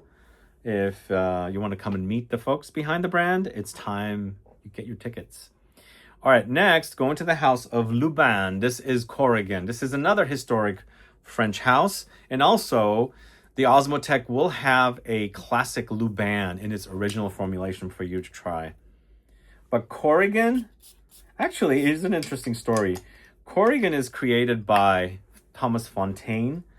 Thomas Fontaine is the president of the Osmotec, and he's the one that's coming to our show. He'll be the person at the Osmotec to walk you through if you have questions. So this is an unusually addicting fragrance. It's got ambrette, so it's musky. It's got milky kind of notes. It's got caramelly notes. And it's not a gourmand, but kind of acts like it. It's musky. It's a very unique creation. I absolutely love it. I would have probably put Idole from the brand, but Idole is good. I've spoken a lot about it. It's boozy, but there's so many boozy fragrances out there on the market. There's not much fragrances out there on the market that are like this. This is Corrigan, and it is a very special fragrance. Absolutely love it. So unique, and the ambrette is very, very prominent in this. If you are a fan of musky ambrette notes, you got to check out Corrigan. Lubin Corrigan. All right, let's move on to the house of ALEXANDRE. They've just relaunched a lot of their classic fragrances. So this is Heliotrope Blanc, the 2026 edition.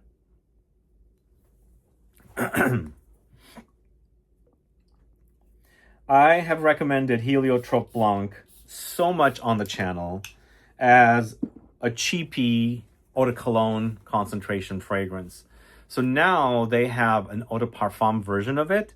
Heliotrope is a purple flower that is powdery and a slight sweet almondy. And basically they've taken that fragrance and intensified it, reformulated it, keeping it smelling similar to the original, but adding depth to the fragrance so it has better longevity. And to me, if you love almondy floral fragrances, you have to get your nose on Heliotrope Blanc. The EDP version, that is. It's kind of baby powdery also. And to me, it's super cozy. That's LT Piver's Heliotrope Blanc in the EDP version, the 2026 edition. Beautiful packaging and presentation. Love that. It's good. I'm so addicted to Heliotrope Blanc.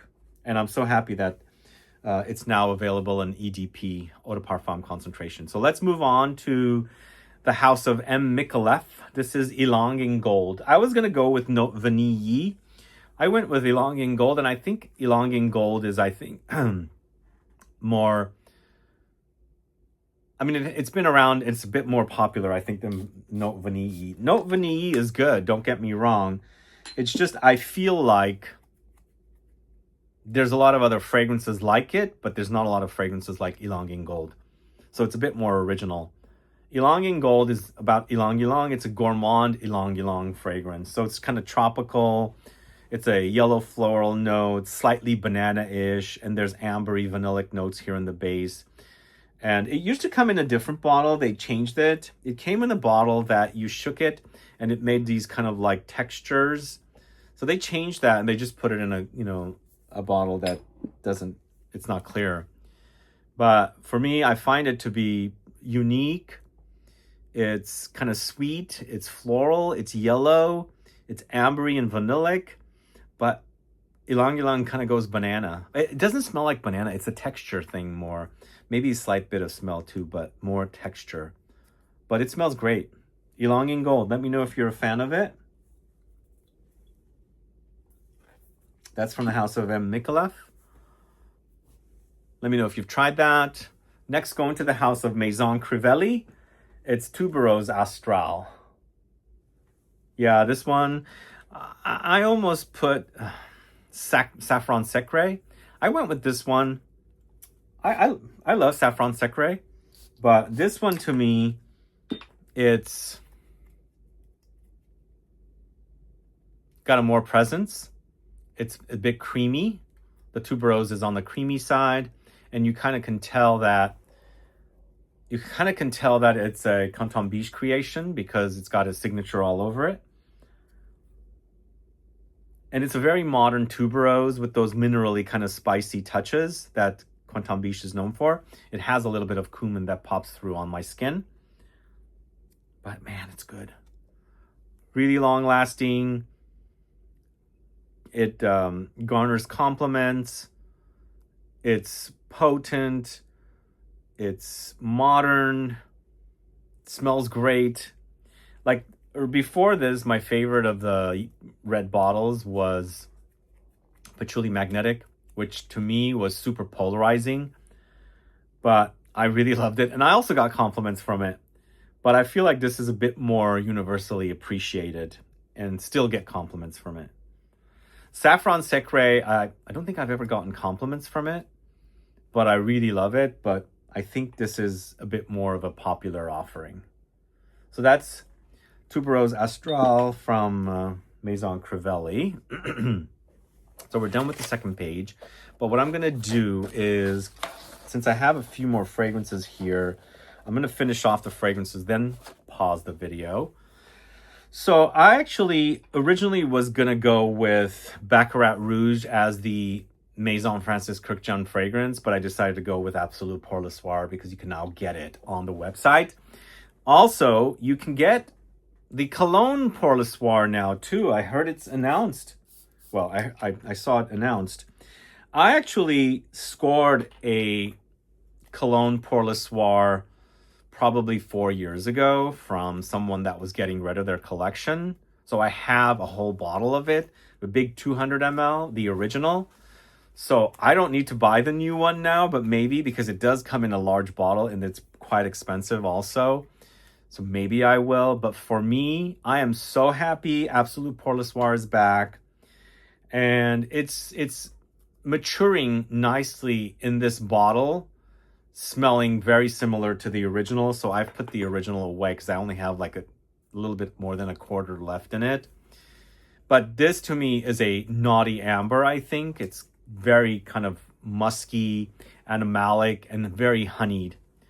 It's so super sexy. If you're a fan of fragrances like Salome, Jean d'Esprit, but what is it called? Bala Versailles, Jean d'Esprit, those kind of fragrances, you would like this one. But for me, when I first got it, it was a little bit different than the original. It's gotten close as it's maturing in the bottle. And it came out as a Selfridges exclusive 3 years ago or 2 years ago. But it's maturing and aging nicely in the bottle, where it's gotten really close to the original Absolute Pour Le Soir. It's so sexy. So I'm going with this one. Originally, I wrote down Baccarat Rouge, but I decided not to go with that because I think this to me is the masterpiece in the collection. And he's just relaunching all his old stuff. What's going on? There's not much new stuff coming from the brand.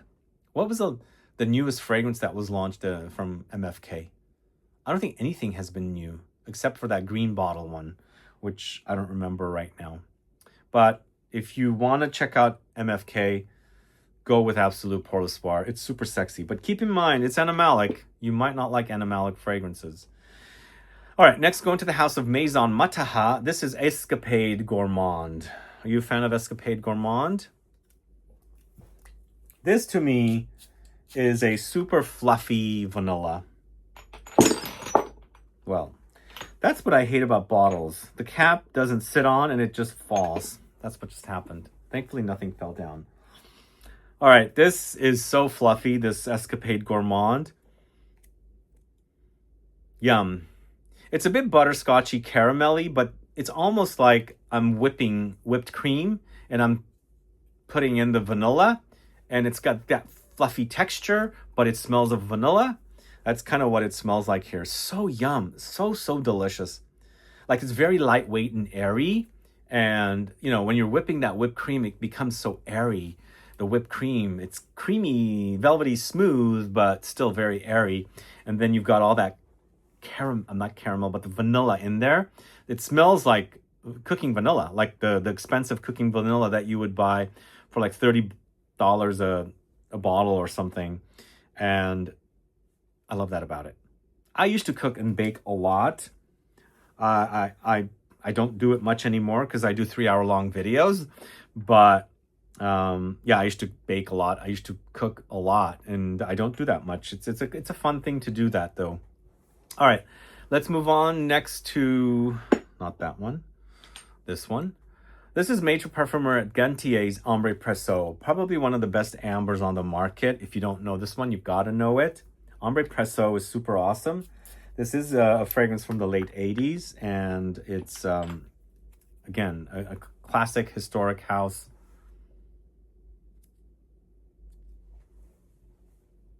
But wow, this is super amazing. It's resinous, it's powdery, it's balsamic, it's aromatic, it's very spicy, and it smells fantastic. I to this day, I think it's a masterpiece. Jean Laporte created one of the best ambers on the market. Jean Laporte started L'Artisan. If you notice, I did not feature L'Artisan in this video. I kind of left off some of the older houses, but if you recall, I'm including resurrected classic houses that are back as niche houses.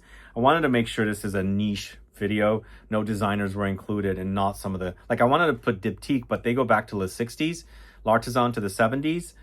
I was kind of sort of thinking 80s and on, and resurrected classic houses like D'Orsay from the 1700s, Sherigan, I don't know the dates.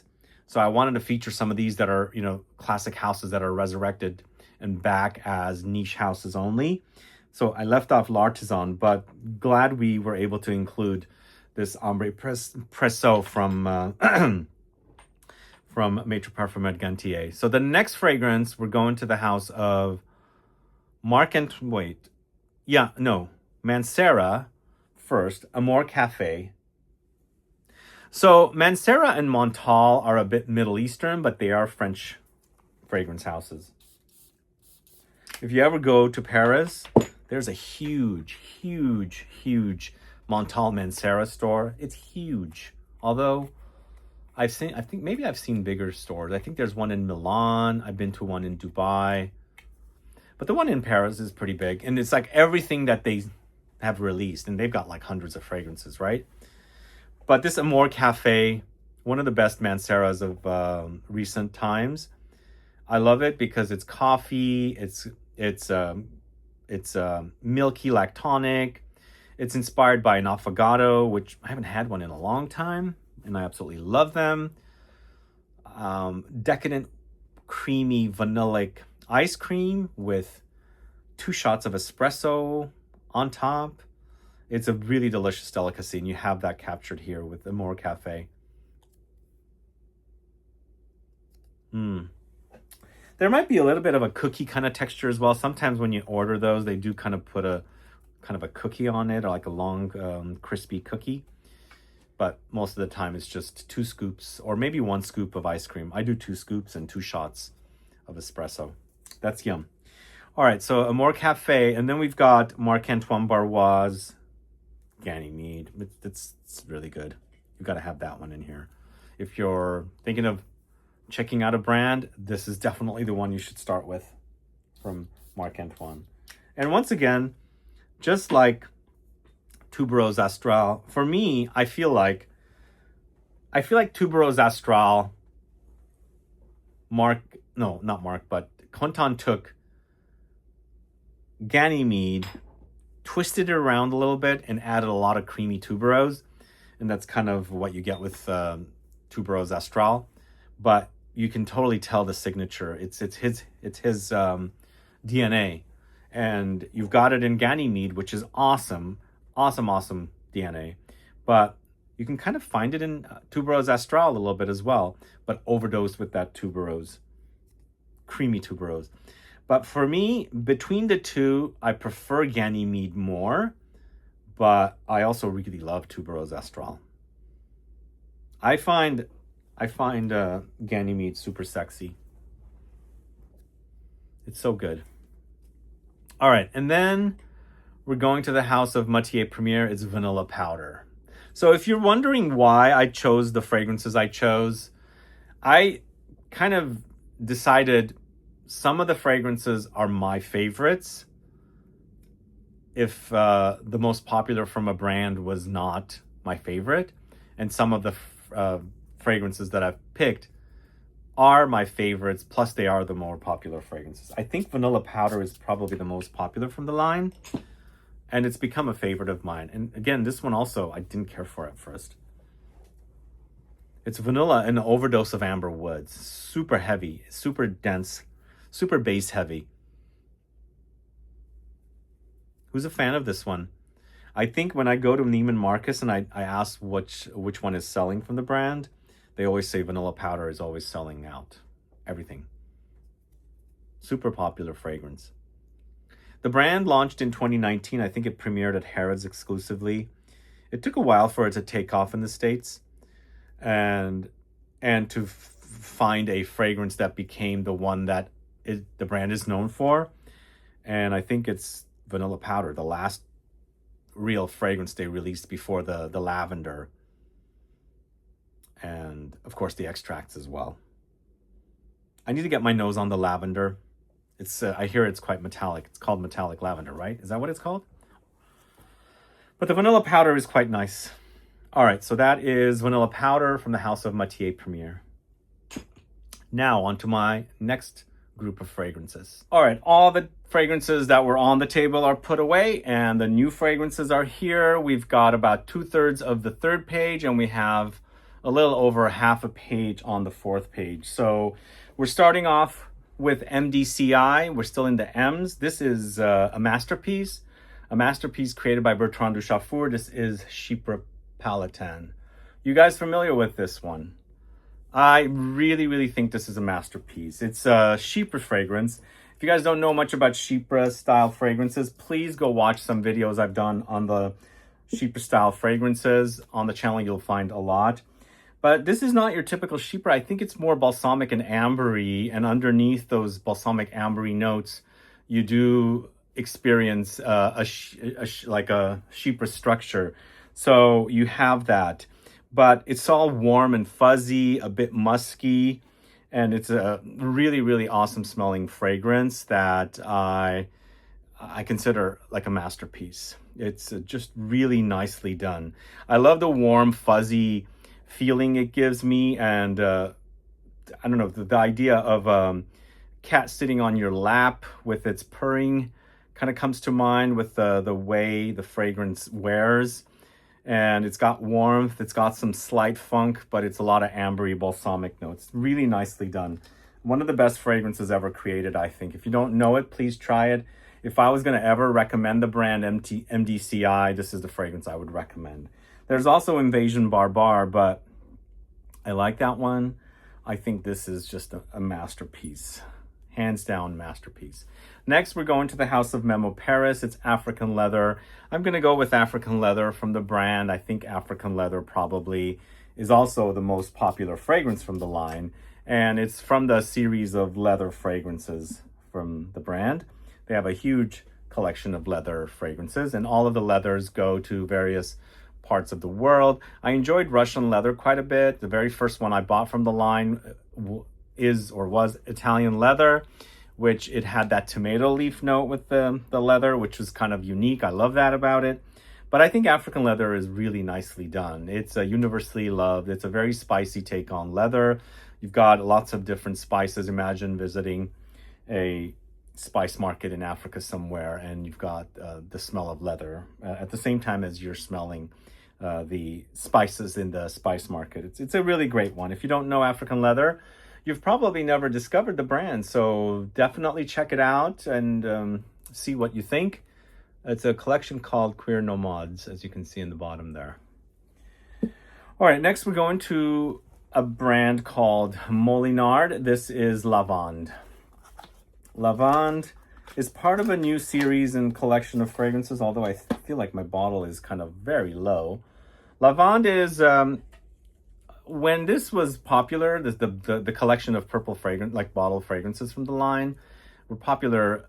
Tom Ford released a fragrance called AETHER Xtraem, I think. Not Lavender Palm. I hated Lavender Palm, but I love Lavender Xtraem. And to me, Molinar's Lavande reminded me of Lavender Xtraem, which lavender or lavande is much cheaper than Lavender Xtraem.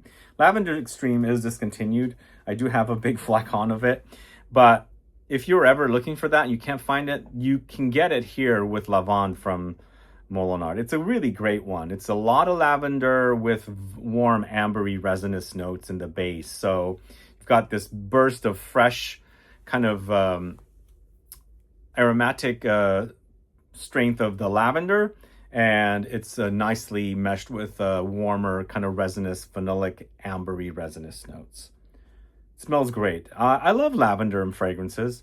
I wouldn't call this or classify this as a fougere. Maybe there's a little bit of a fougere styling in there.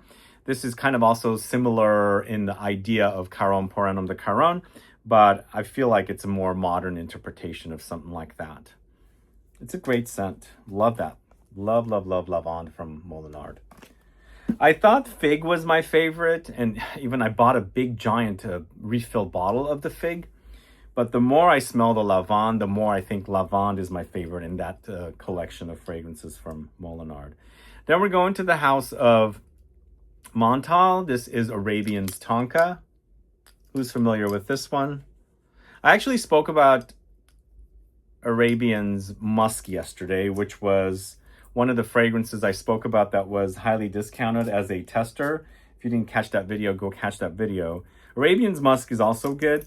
It's a flanker, but I don't think it smells anything like Arabian's Tonka.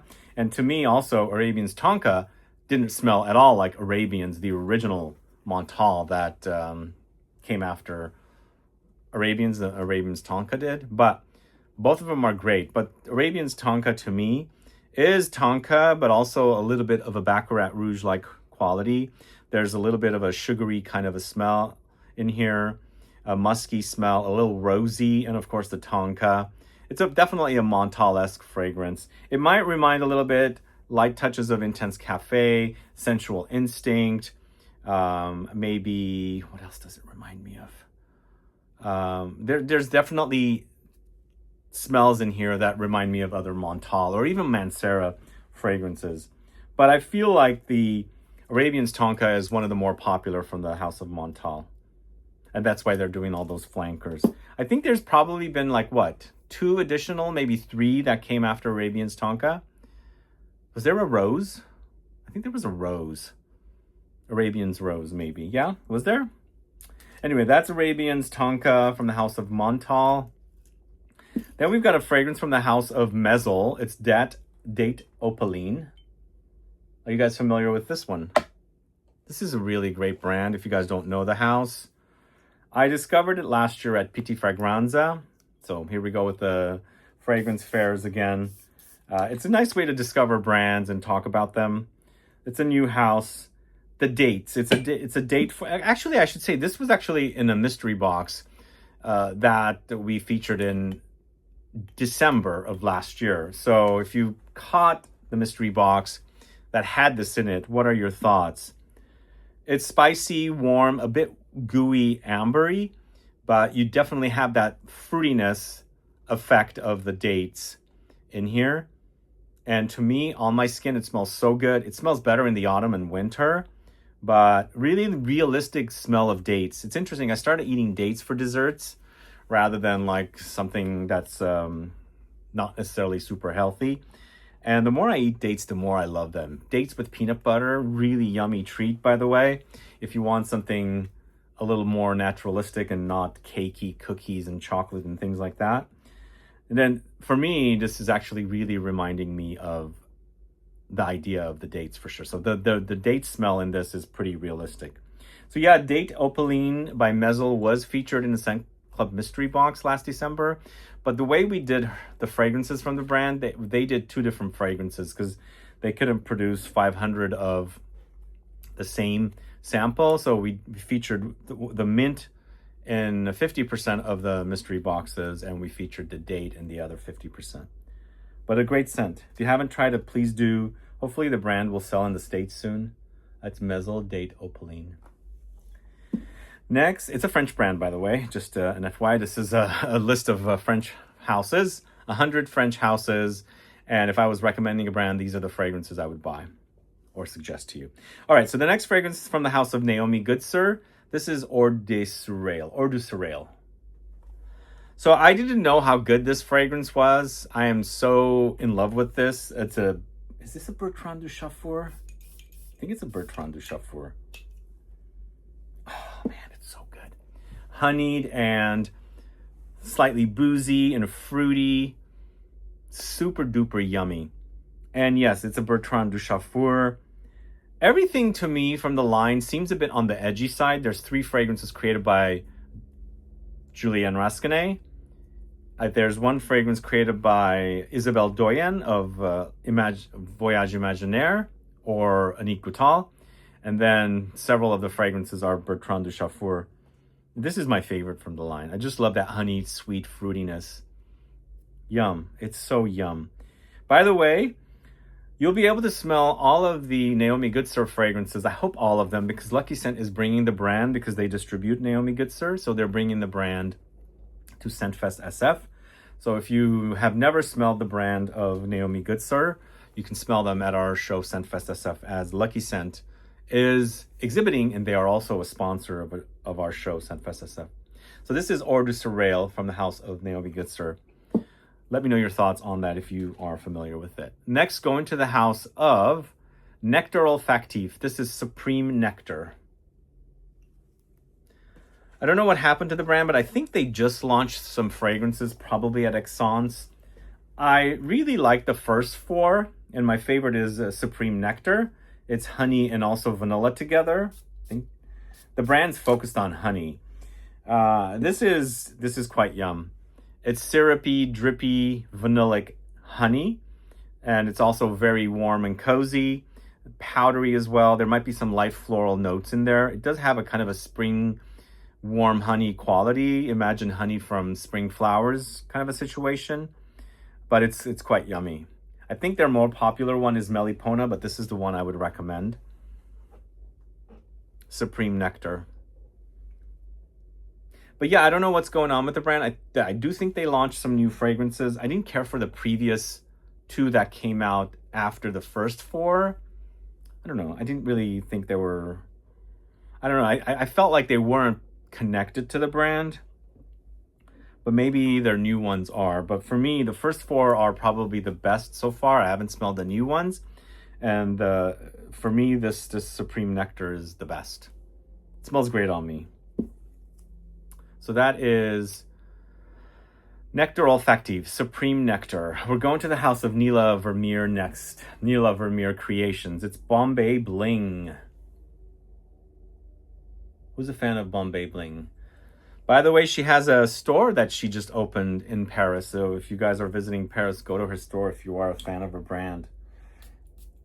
But for me, I always come back to this one. This is super fantastic. Very festive, bright, juicy, fruity, floral fragrance. I love that. It's another Bertrand du Chaffour. What is it? All of a sudden, we've got all these Bertrand du Chaffour fragrances here.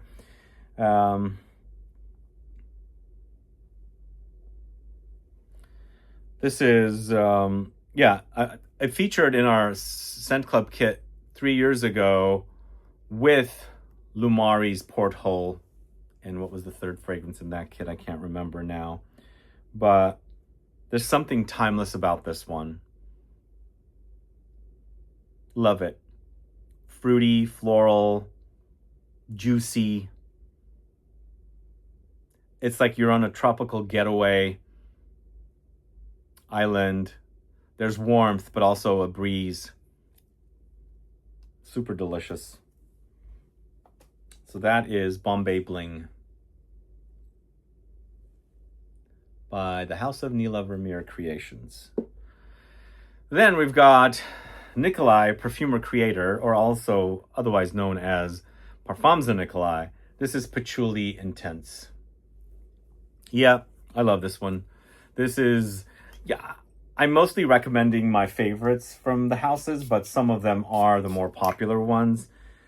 They just launched a fragrance called Fig Tea Intense, and I think the Fig Tea is probably one of the more popular ones from the brand as well. And the Fig Tea Intense is also really, really great. Imagine taking the original and intensifying it. Super juicy. But this is very unique patchouli. Being the patchouli lover, I've never smelled any patchouli fragrances like this. To me, it's overdosed with lavender and geranium. Those are like really dominating the patchouli here. So imagine you're in a jungle overgrowth of geranium and lavender. So you're trying to break it with your machete as you're slicing it through, like opening it up, because you can't see anything. It's covered. But you've got a lot of patchouli growth under all of this big growth of lavender and geranium. That's what I get. It has a green quality, but more like aromatic, spicy. And the lavender and the geranium are, I think, pretty prominent in this with the patchouli. So it's a very unique take on a patchouli. Not chocolate cakey whatsoever. It doesn't smell anything like psychedelic or reminiscence, which is coming up in a little bit. But if you don't know, Parfums de Nicolai Patchouli Intense, definitely check that out. Next, we're going to a house called Noem. This is Soma. It's Noem Paris. Soma is quite yummy, by the way. It's really, really yummy. It's a gourmand, but I wouldn't say it's a gourmand that's fluffy, cakey, caramelly. The sprayer, for some reason, is not really spraying very well there. But there's a fruitiness here. It's boozy. It's a little bit like the idea of Wajan, but going into a bit more of a fruity cherry direction. But it's warm, it's cuddly, it's sweet and spicy, a little bit amber, but it's almost like cherry liqueur, but more liqueur than cherry, and a lot of tonka kind of notes. That is yum. What do you guys think of the caps on these fragrances? If I can fit my head in there. I love the color too, the red. Giving me Baccarat Rouge 540 Extrait bottle vibes. All right, so that is Soma, and it's from the house of Noem Paris.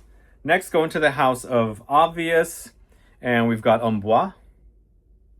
I was gonna go either with the musk or the unmusk or the Amboise. I went with the Amboise because to me, the Amboise is like a bit more substantial take on something like perhaps taking Eccentric Molecules, Molecule 1, layering it with Molecule 2, maybe throwing in a little bit of Molecule 4 in there as well. It's super musky. There is an underlying sexiness here. I just find this fragrance to be amazing. It is a skin scent, so it's a bit powdery, but very, very musky. Light ambery touches are in there as well, but not your traditional syrupy resinous amber. It's more like amber woods kind of thing. But the way the fragrance is created, oh man, I'm addicted to the way it smells. It smells fantastic on me. Again, it's a skin scent, so you're not going to have a lot of projection, but with your body heat and temperature rising, you'll have this great projection. I was also going to say Another 13 comes to mind with this fragrance as well. I love it. Love it. I'm going to have to take that with me after I leave here and spritz myself all over with it. It smells great. I've carried that one around. As you can see, the lettering is kind of coming off, but that's Amboise. It's awesome. Check that out if you don't know it. I love it. I highly recommend it, but keep in mind it's a skin scent. All right, next, going to the house of Olfactive Studio, it's Violet Shot. I almost went with the Chambre Noire, but I'm going with Violet Shot. And for me, Violet Shot, it's a Dominique Ropillon creation. Violet Shot to me reminds me a little bit of Fahrenheit Le Parfum. More violet though. And to me, it's a lot of violet leaves and a lot of violet flowers. So there's a slight violet candy effect happening in here. If you like violet candy, you've got to get your nose on this. A little bit leather under there. But just imagine, this is not the original Fahrenheit reminder. It's the Fahrenheit Parfum reminder. because you've got a lot of vanilla in the Fahrenheit Parfum, yeah. It's so good though. But this goes very violet candy. If you are not into violet candy, stay away from that one. But I love that. It smells really delicious. All right. Next, going to the house of Olibanum. This is Sakra. Are you guys familiar with this? I did a whole video on the line and losing my strips. This is the one I really like from the line. It's incense, but very minerally. Like there's a minerally metallic quality about this. But wow. I love that. It's just incense, woods, kind of metallic, minerally notes. Very simplistic. It's on the masculine side because it's not anything sweet or gourmand or floral. Lots of woods, as I said, metallic, minerally touches, incensey kind of touches. A little bit wood shavings too. This is a sister house to Histoire de Parfum, by the way. So that's Olibanum Sacre. Then we're going to the house of, where are we? Orza Legrand. Legrand, this is Chypre Mousse, the only recommendation always. But guys, there's a lot of great fragrances. I visited them in Paris in April. I spent about an hour in that store studying everything. And they have just launched Extrait de Parfum fragrances.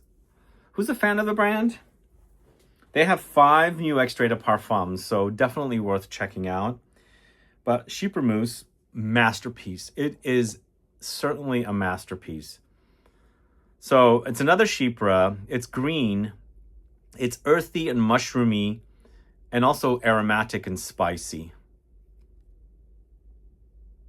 Very mossy as well, because that's what Chypre fragrances relied on. Oak moss. If you like vegetally fragrances, vegetably fragrances, mushroomy, mossy, earthy, foamy, you've got to get your nose on this. It's a masterpiece. It's literally one of the best fragrances ever made. I love that. It's like earth, forest floor, and some vegetation and vegetables growing, mushrooms in this case. Yum. That's Chypre Mousse. Probably the fragrance that they're known for. All right, next, going to the house of Orme. This is Trois Trois Trois. So I discovered Trois Trois Trois Extrait, and we featured it in our Scent Club mystery box, but I never really had my chance to smell the original. And when I got my nose on the original Trois Trois Trois, I was like, the original is so good. Much better than the Extrait. For me, at least, it's better than the Extrait because they don't smell alike. For me, the Trois Trois Trois original is it's got a reminder of antique woods. It's got like earthy patchouli and also some light booziness in there. And I think this is what I like about it. It's super sexy. It reminds me of old church furniture. And the inside of the inside of a church and the furniture it smells like, or that smell of like old buildings, the interior of buildings that are like showing their age and showing their smell as well. This is what it smells like. It's spicy, but very woody, earthy, and slight bit boozy as well. It's really great. Much better. To me, it's much better than the Extrait. Plus the bottle is cuter. Orme Trois Trois Trois.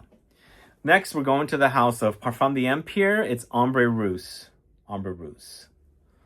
Ambre Rousse is definitely one of the best amber fragrances out there on the market. This, to me, is super boozy. A bit fruit. I don't think there's fruits in here. It acts a bit like dried fruits. It acts a bit like tea. Gives me a little bit of apricot touch. But supposedly it has vodka and champagne. It's resinous, it's ambery, it's sweet and spicy. I don't get bubbles from it. Maybe light fizz. What do you guys think? But it's good. It's really great. Marc-Antoine Corticchiato does some great work. Do you guys like the vanilla that they launched? It's a totally different vanilla. Hopefully I'll talk about it soon, but this is Ambre Rousse, a great scent. Then we're going to the house of Parfumerie Particulière. It's Berlin Her. Wait. You guys know this brand? I discovered this brand last year at Petit Fragranza. Hence the reason why I decided to do ScentFest, going to shows and learning about brands. And it's more of a trade show for people in the business and the industry. Our show is more open to the public, obviously. But there's something about this particular fragrance. I smelled the entire collection. I liked a lot of the fragrances, but this one totally won me over and really loved it. For me, it's got a DNA that I love. It kind of reminds me a little bit of Amboise, but there's more spices and something creamy floral in here or something, and very musky as well. Not super duper loud, but a great scent. Am I also getting some coffee, like light coffee effect in here? Whatever it is, it's super fantastic. Really love it. And the artwork on this packaging for these fragrances is also really cool. If you guys haven't looked it up, look it up. This is Parfumerie Particulière, and it's called Berlin Her. Berlin Her. All right, next, going to the house of Parfums de Marly. We've got Herod. Yeah, Herod is, I love this fragrance. It's my first fragrance from the brand, and still really love the way it smells. It's tobacco, vanilla, osmanthus. Super duper. It's not as loud as like a Leighton or Carlisle, but man, the smell smells good. Really, really great scent. Marly does, well, I think Leighton is pretty good. Carlisle is pretty good. The Altair is pretty good. Perseus is pretty simple. They had a vetiver that I really loved before, but it was more dark and smoky. The Perseus is more bright and citrusy. But still, I think to this day, Herod remains my #1 favorite from the line. I just love the way it smells. It's a vanillic tobacco, but nothing like tobacco vanille, by the way. All right, next, going to the house of Parfums d'Ucita. It's Fleur de Lalita. I almost went with Tonka Latte. Tonka Latte is really, really great. Probably it's a toss-up between the two. I just went with Fleur de Lalita because I discovered it like in 2017, I think, and it was an instant love. It's very green floral, creamy white flowers and green stems, but also I think there's a little bit of there's a little bit of patchouli like dry down, and it's just a really fantastic offering. It smells like spring, but with lush vegetation and earthy notes and green flowers and white flowers, maybe a little bit of rose thrown in as well. It's just so good. It's a very uplifting, happy fragrance. It's Fleur de Lalita from the house of Parfums d'Ucita. All right, next we're going to the house of Parlez-moi de Parfum. This is Wake Up World. We featured this, oh wow, it's too funny. We featured these two fragrances, Wake Up World and Fleur de Lalita, in the same Scent Club kit, which also featured Oolong Tea by One Day. So it's funny coincidence, they're back to back here. But Wake Up World, it's interesting. I found out that Wake Up World was being produced back in like 2019. In fact, I smelled a mod when I had visited the Parlez-moi de Parfum store in the Marais in Paris. And I was waiting for that fragrance to come out for several years. And for me, the reason why I love Wake Up World is because it smells like a fragrance I used to wear back in the early 90s called Minotaur from the house of Paloma Picasso, which the perfumer of this also created Minotaur. So I think what they did was they just brought back the formula. And it's Michel Almerac who creates the fragrances of the Parlement de Parfum, and also he created Minotaur. So for me, what this is like a fresh amber, like bright amber. And it's a kind of amber you can wear when it's warmer outside. And that's kind of what I like about it. It's a bit floral. It's a bit citrusy. It's a bit musky. A modernized take on Minotaur. If you've been missing Minotaur, you can get it from Wake Up World. That is Wake Up World from the house of Parlement de Parfum. I haven't kept up with the brand. I need to come back to them and see what they've launched. I know they just launched a vanilla, I think. But some of the previous ones before that, I was kind of bored of them. So I got to come back and see what they're doing. But next, going to the house of Pierre Guillaume, this is Animal Mondaine. I love Animal Mondaine. It's a tobacco, musky tobacco. But to me, guys, I always mention this. Michael Kors launched a men's fragrance in the early 2000s. I think it came out in 2001. I bought that bottle right away. I love it. And I still have like maybe half a bottle left. This reminds me of that, but a bit more musky take on it. If you like tobacco that goes musky, like maybe Fumari Turk, Tabac Noir, those fragrances are musky and tobacco, maybe you try this one too. But it's got a bit of funk. And it also reminds me of the original Michael Kors men's fragrance from 2001. What's going on with the brand? I've been hearing a lot about the brand's not doing very well anymore. But anyway, and we're not talking about Michael Kors, actually. We're talking about Pierre Guillaume. I discovered Pierre Guillaume fragrances in the early 2010s. I was in the city of Aix-en-Provence, and there was a perfume shop there. And one of the brands that the woman in that store was selling was Pierre Guillaume, but at the time, it wasn't called Pierre Guillaume. It was called Parfumerie Générale. It was Pierre Guillaume Perfumer, and he had Parfumerie Générale, and he had a few other brands. He combined everything together under one name, Pierre Guillaume. But at the time, I bought Cosé. Really loved it. It was patchouli. It was cannabis. It was cacao. Together, a really great combo. But they also had Musk Maori, a few other fragrances that I really loved. But when I bought my bottle of Cosé, the woman filled me up with a ton of samples and really fell in love with the brand. But I don't think the brand is like super hyped, but he does make some great fragrances.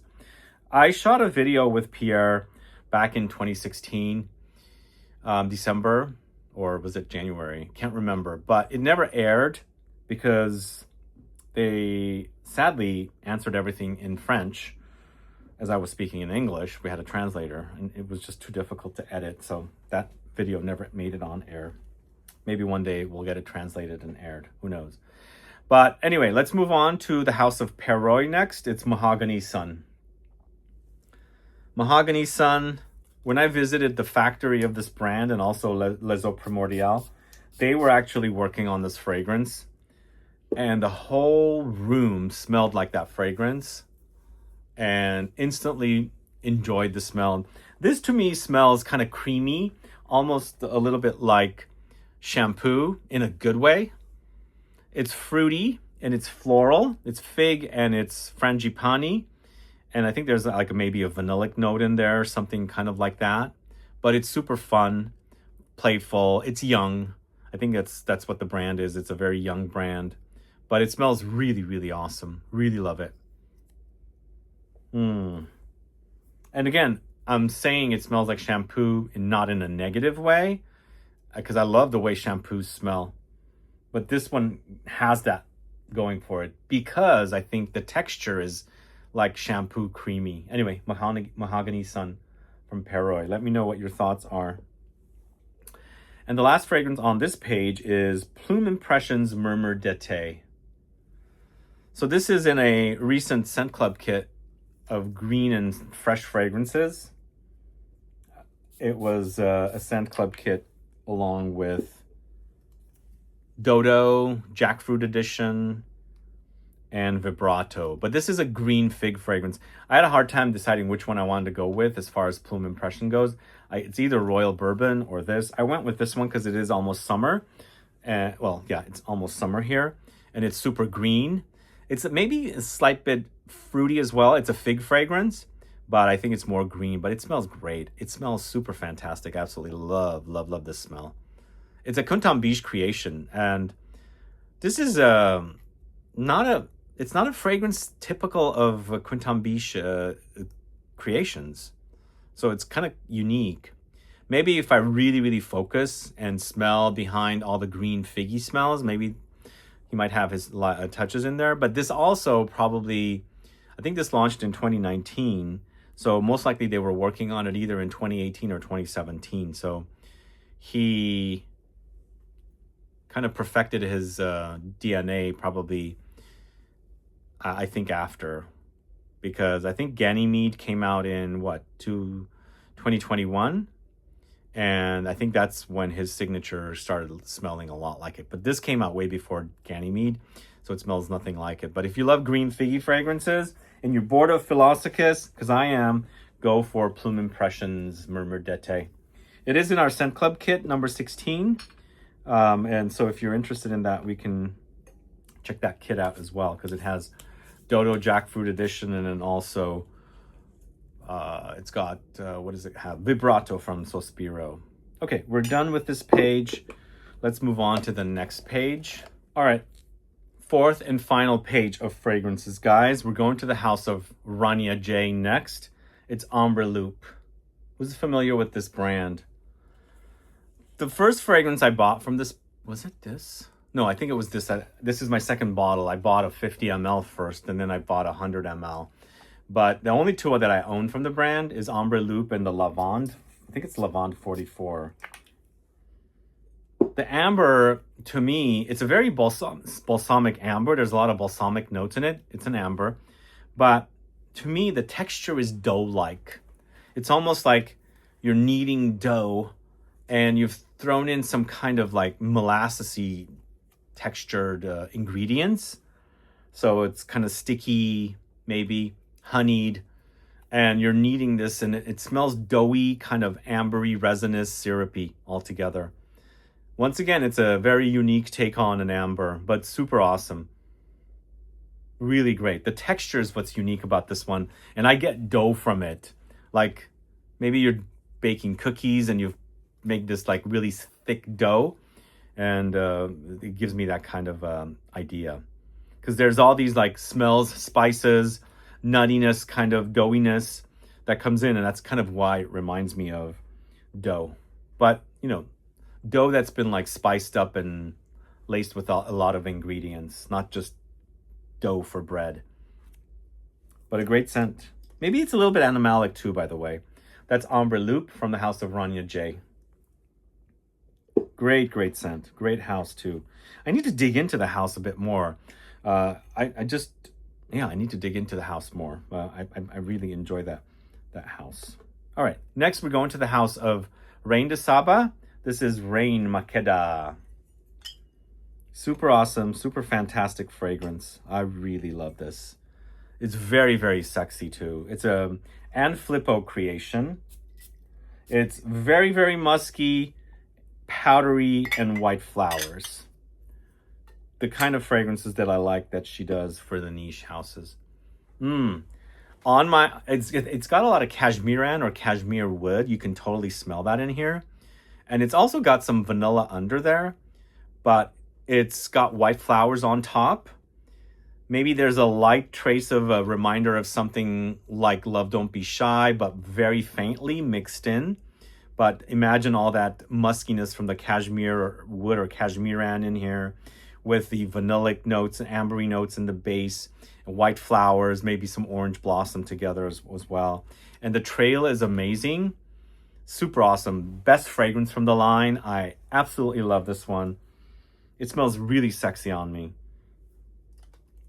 I think it also, if you can't find this fragrance, look at the fragrance from Nichane called Temp Fluo. They're not identical, but it gives me similar vibes. Same perfumer, by the way.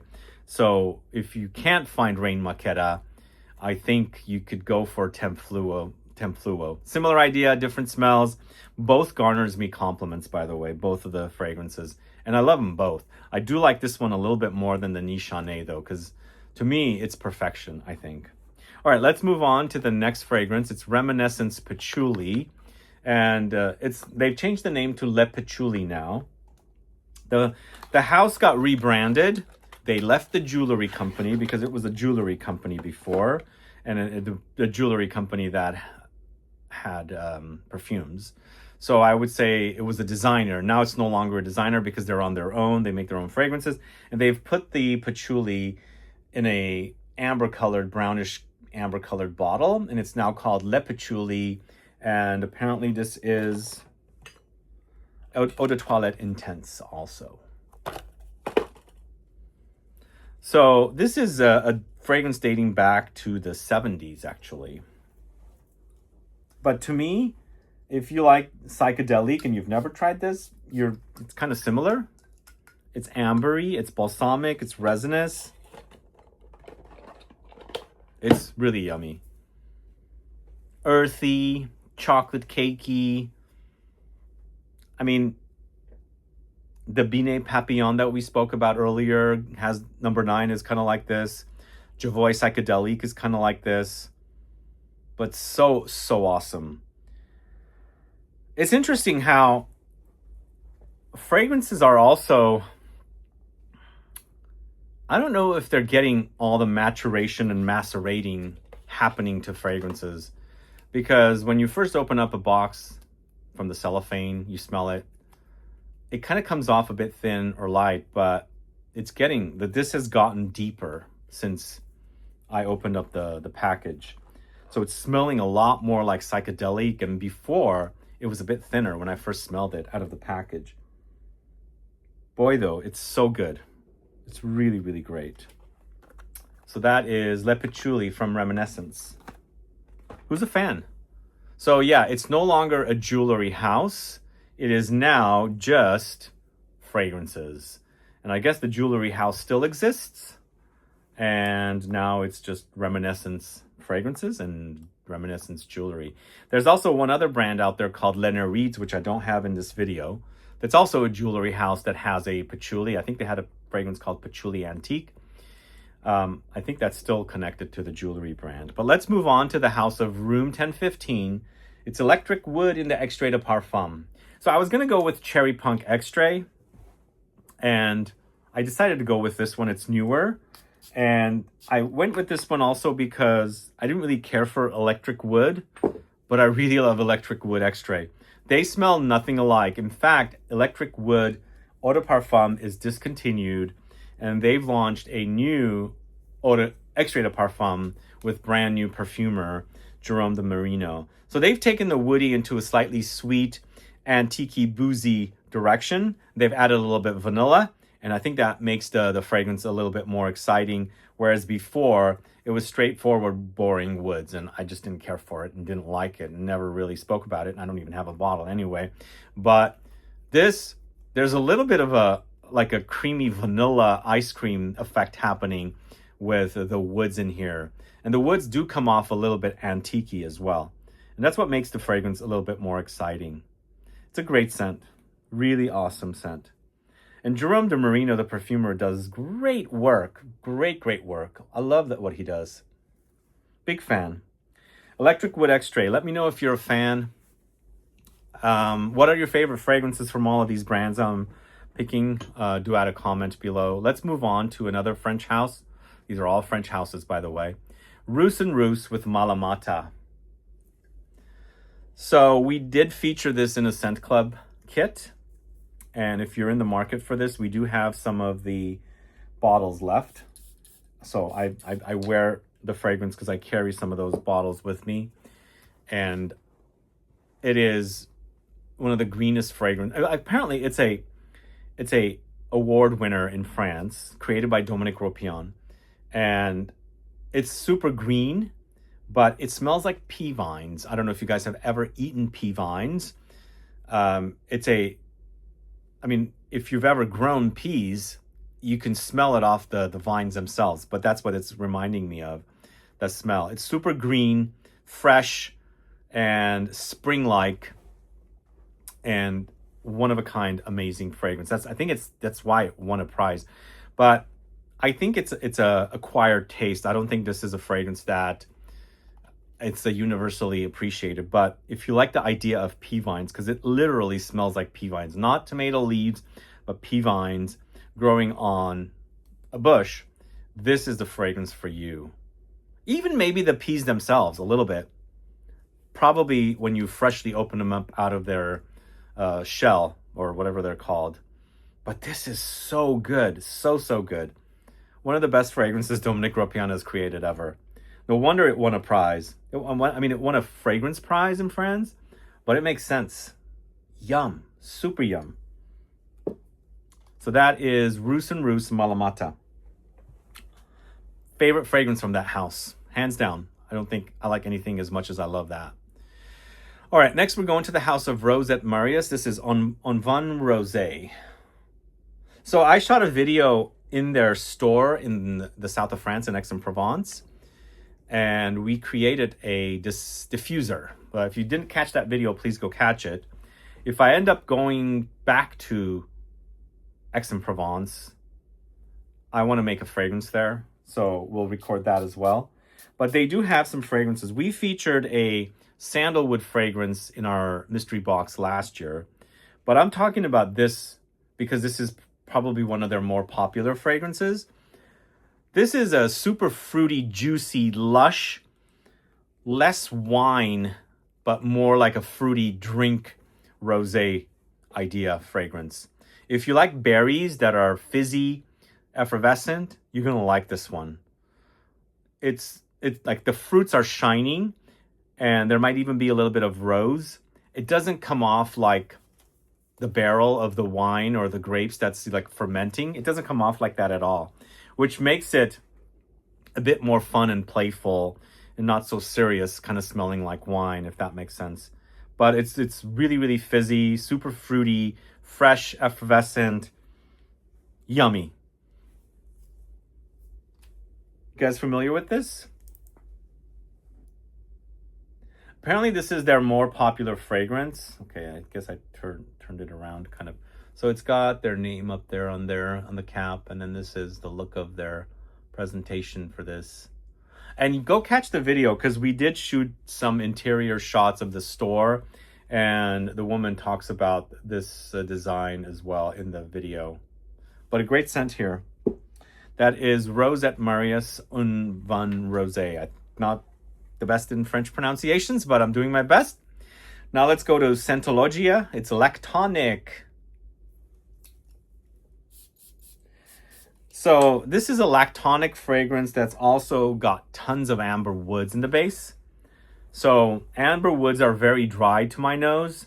Lactonic fragrances are very creamy to my nose, milky. So this is like a fusion of sweet milk and overdose of amber woods dryness. It's like a fusion. But the way the lactonic milky custardy smell is mixed with the dryness is a nice smooth effect. So it works. It balances each other out. Even though when I smell on one side the milk and on the other side the amber woods. Then I mix the two together and it balances it out. It's definitely solid. It's sweet, it's milky, and amber woody. Who's familiar with the brand? I really love this lactonic. It smells great, by the way. On the back it says, the essence of softness, offering a luxurious, comforting embrace. All right, now we're going to another fragrance, one that's more classic, but has to be on the list. This is Serge Lutens Ambre Sultan. I'm going with this one, even though I have some other favorites. This is a bit easier to get because Fumeri Turk, Fien Aigui are now in the bell jars. I would much rather go with that or go with those, but not easy to get. So I'm going with Ambre Sultan. And Ambre Sultan is pretty solid from this house. One of the first ambers I bought after Ambre Presso, Ombre Rouge I bought, well, I think it was Ombre, no, Serge Lutens Ombre Rouge, then I bought Ombre Presso, and then I bought Ombre Rouge. These are the ambers that I really got into after I started talking about fragrances. To me, this amber is resinous, it's spicy. Also, it has some green herbs thrown in, like really noticeable herbs. Almost a little bit like oregano or savory or something like that. You can totally notice it, which makes it kind of unique and interesting. But really nicely done amber. I have to say, Christopher Sheldrake is one of the best perfumers out there. So good. I love the house. I've grown to love them more and more. Although the latter fragrances are maybe a bit more mass. But that fragrance is awesome. So that is Serge Lutens Ombre Sultan.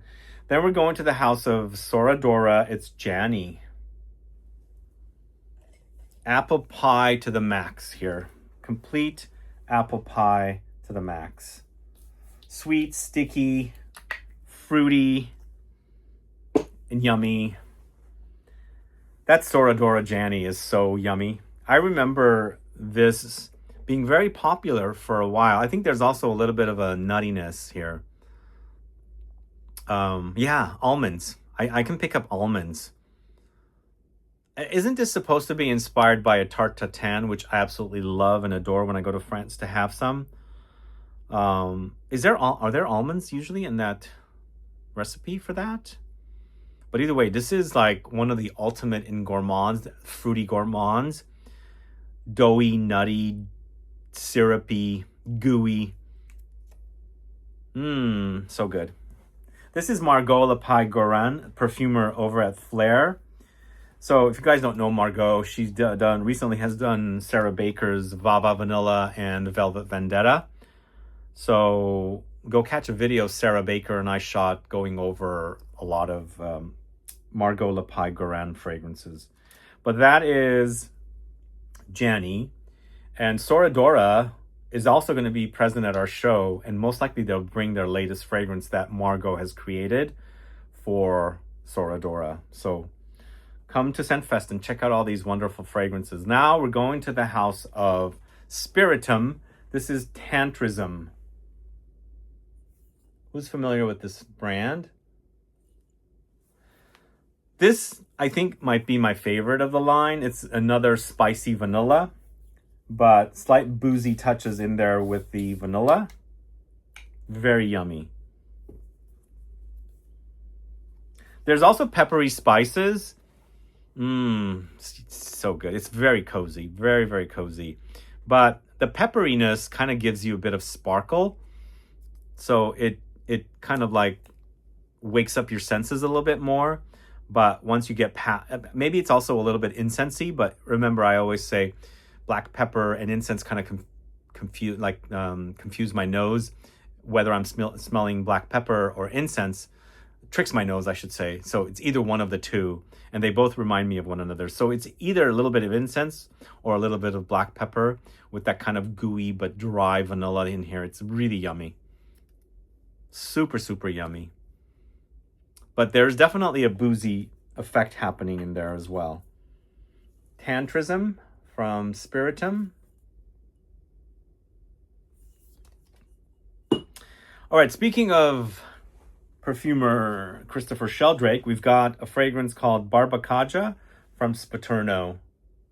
So this is a woman that's related to Francois Coty, great-granddaughter, I think. She launched this brand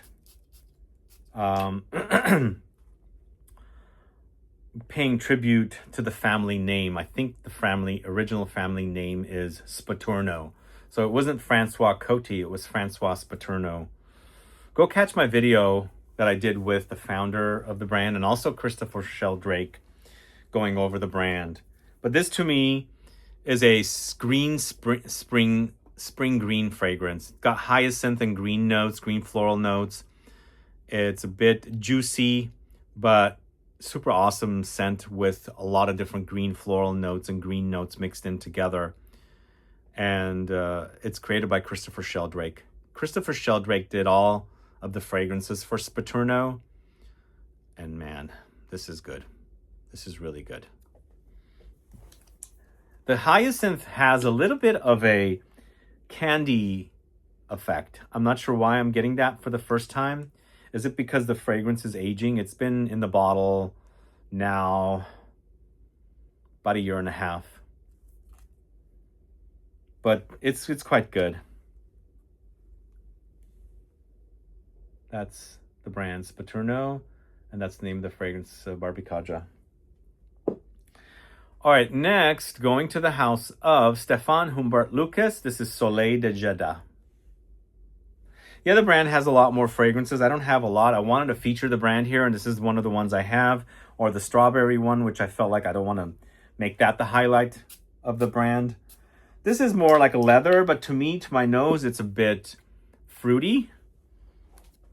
There's a fruitiness in there about this one, but it's a Middle Eastern style leather, slightly animalic.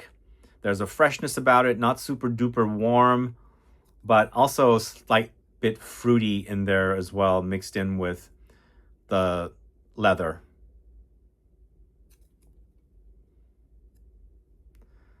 The brand is carried at ZGO Perfumery, I believe. I've always wanted to dig into the brand further. I haven't really.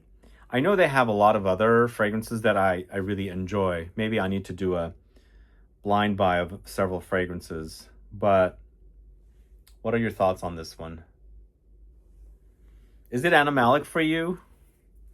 I mean, it is a little bit animalic, but I feel like that fruitiness that's coming in, it's either fruitiness or something green that's coming in there, is kind of like toning down the funk that's in there, if there is any funk. All right, so that is Stefan Humbert Lucas, Soleil de Jeddah. I think that was like at one time one of the more popular fragrances from the house. Now we're going to Stephanie de Brune. This is Royal Secret. Who's familiar with this brand? I absolutely love this. It's the way it smells on me. Now, faintly, it reminds me a little bit of Wajan, but in a different way. I feel like there's a little bit of musk thrown in there. Oh, God, it's good. On my skin, it's great. It's not super duper deep or complex. Great projection, a bit sweet, a bit sugary, maybe lightly fruity. I think there's tonka, maybe a little bit of amber or honey in there. Yum. It is super yum. If you like Wajan and you're looking for something a little different, try this. Royal Secret or Royal Secret by Stephanie de Brune. I think that's how you say the brand name. I believe that the Fragrance Vault sells this brand. So if you're looking to buy the brand, I don't know who else sells it, but for sure the Fragrance Vault in Tahoe sells it. They're not bringing the brand with any of the brands that Fragrance Vault is bringing to Scentfest, but check out Fragrance Vault for this and tell them Sebastian sent you. Anyway, a great scent. I love that. Then we're going to the house of the Different Company. This is Love Is Coming Chapter 2. And this is total tomato leaf and tomato fruit. Well, the color gives it away. There's a kind of tomato that I buy from Trader Joe's. It's a bit green, it's a bit red. Is it called Kumano? That's the name I'm thinking of. Gives me the color theme and idea of that tomato. Totally. And to me, it smells like tomatoes and pulpy, the fruit of the tomatoes, the leaves of the tomatoes. It's juicy. I am addicted to tomatoes. I could eat tomatoes nonstop. It's one of my favorite fruits, but I mean, it's a savory fruit more than anything, but give me a bowl of like cherry tomatoes. I just eat them up. They're just favorites of mine. And that's probably why I really love the smell of tomatoes. I keep dropping my strip. I got to hold on to them a little bit stronger. But I'm obsessed with the smell. I think also because my dad used to grow them And really, you know, as a kid, I used to play around the leaves and the tomato bushes, and I'd just gotten used to the smell. But I love the taste, the flavor, and I love the smell. This also, I should say, it also a little bit reminds me of L'Ombre dans l'eau. But whereas this smells more like tomatoes mixed with L'Ombre dans l'eau. L'Ombre dans l'eau from Diptyque doesn't smell like tomatoes. Here this does. But so good. So good. So that is Love is Coming Chapter 2 from the different company. Let me know if you're familiar with that house. Next, we're going to the house of the Harmonist. It's Fluoride Nebula. Oh man, I'm addicted to this. This is, it's good. It's really, really great. I'm surprised how good this is. Originally, my favorite fragrance from the house was Yin Transformation. But this is, to me, this kind of reminds, well, no, it's not right after, but it's maybe one after. It kind of reminds me a little bit of the Trudon 45 Degrees. Do you guys get the connection? I believe both fragrances are done at Givaudan. That's kind of why it reminds me of one another. But I think the perfumers are both the Givaudan, but I believe they're different perfumers. But man, it's so delicious. It's creamy. It's a very succulent flower or floral notes. And it got because it's got that creamy texture, it comes off very super cozy, but it's very addicting smell. I'm smelling white flowers, but more like I've gone to a field of like flowers growing in the spring and I've picked them. And it's the mixture of all of these like field flowers, not necessarily like white flowers like tuberose or, you know, jasmine and things like that. It's just so good. Super good. Flora Nebula from the House of the Harmonist. Let me know your thoughts on it. It's super, I think it's an amazing fragrance. But it does remind me of 45 Degrees a little bit. Next, it's Thomas Cosmola's Après l'Amour, number 4. So this is super synthetic amber woods balm. And a little goes a long way. And those of you that are not into amber woods, stay away from this one because that's all it smells like. I don't know what I was in one video. I was saying if you like vanilla powder, you can't afford it, and you can get something like just straightforward vanilla, and you have this because you can buy these for like around $100 as a tester. You can layer the two together and make a vanilla powder yourself. Because to me, number 4 Après l'Amour smells like vanilla powder without the vanilla in it. So it's just minimalistic, basically. It's basically the powder minus the vanilla. It's very musky. It's amber woods. So if you have a straightforward vanilla fragrance and you have this, layer the two together, it might end up smelling like vanilla powder. But it's a great fragrance to wear on its own. It's super musky, but again, very ambery, woody, a little bit marine aquatic, but very musky. Number 4, Après l'Amour from Thomas Cosmola. All right, where are we? Now we're on Trudon's 45 Degrees.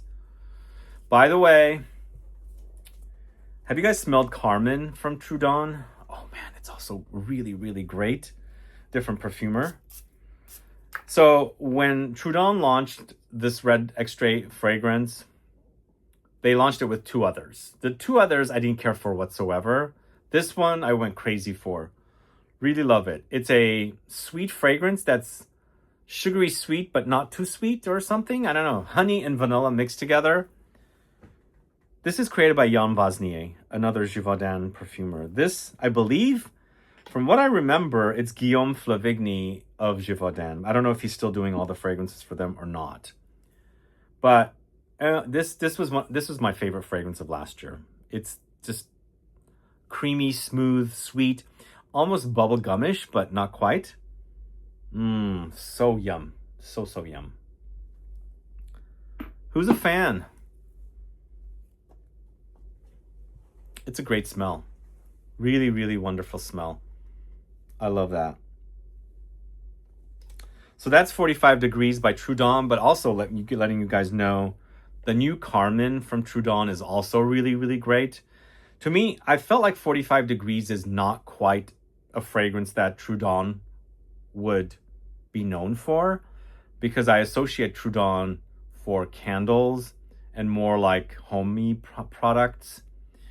So I felt like 45 Degrees is amazing. I love it, but it didn't connect with True Dawn. But the new Carmen, I connect that totally with True Dawn and what their smells are known for.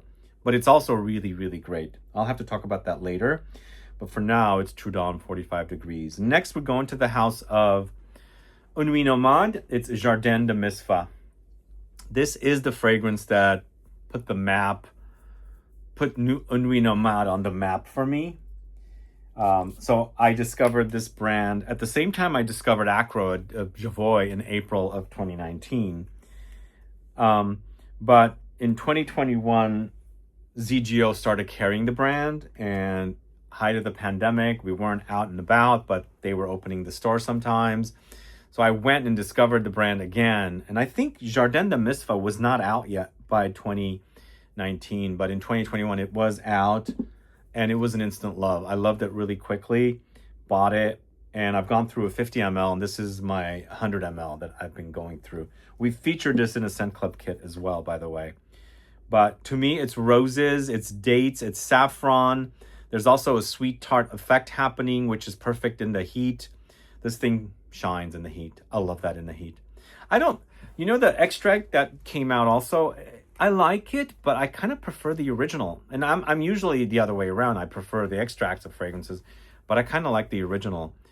I don't know, for some reason I like the original of this one, but it's really awesome. It's a masterpiece. Another Jerome de Marino creation. He's a great perfumer, but such a great scent. Awesome scent. Jardin de Misfa from the house of Nuit Nomade. They do have a new fragrance called Spicy Road, I think, or Spice Road. But they are also launching an extract of Sun Bleached. But I got to smell the lavender fragrance they're launching at Paris Perfume Week. I loved it. It's so good. The lavender fragrance is so good. Lavender and rose are kind of having a moment right now, I think. A lot of rose fragrances, and I'm seeing a lot of lavender fragrances as well. All right, 2 more fragrances left. We're going to the house of Maison Violet or Violet Parfums, Violet Parfums. It's Un Air d'Apogée. It's a tobacco fragrance created by Nathalie Lorson, and amazing scent. Sadly, I did not click with the extract as much as I thought I was going to click with.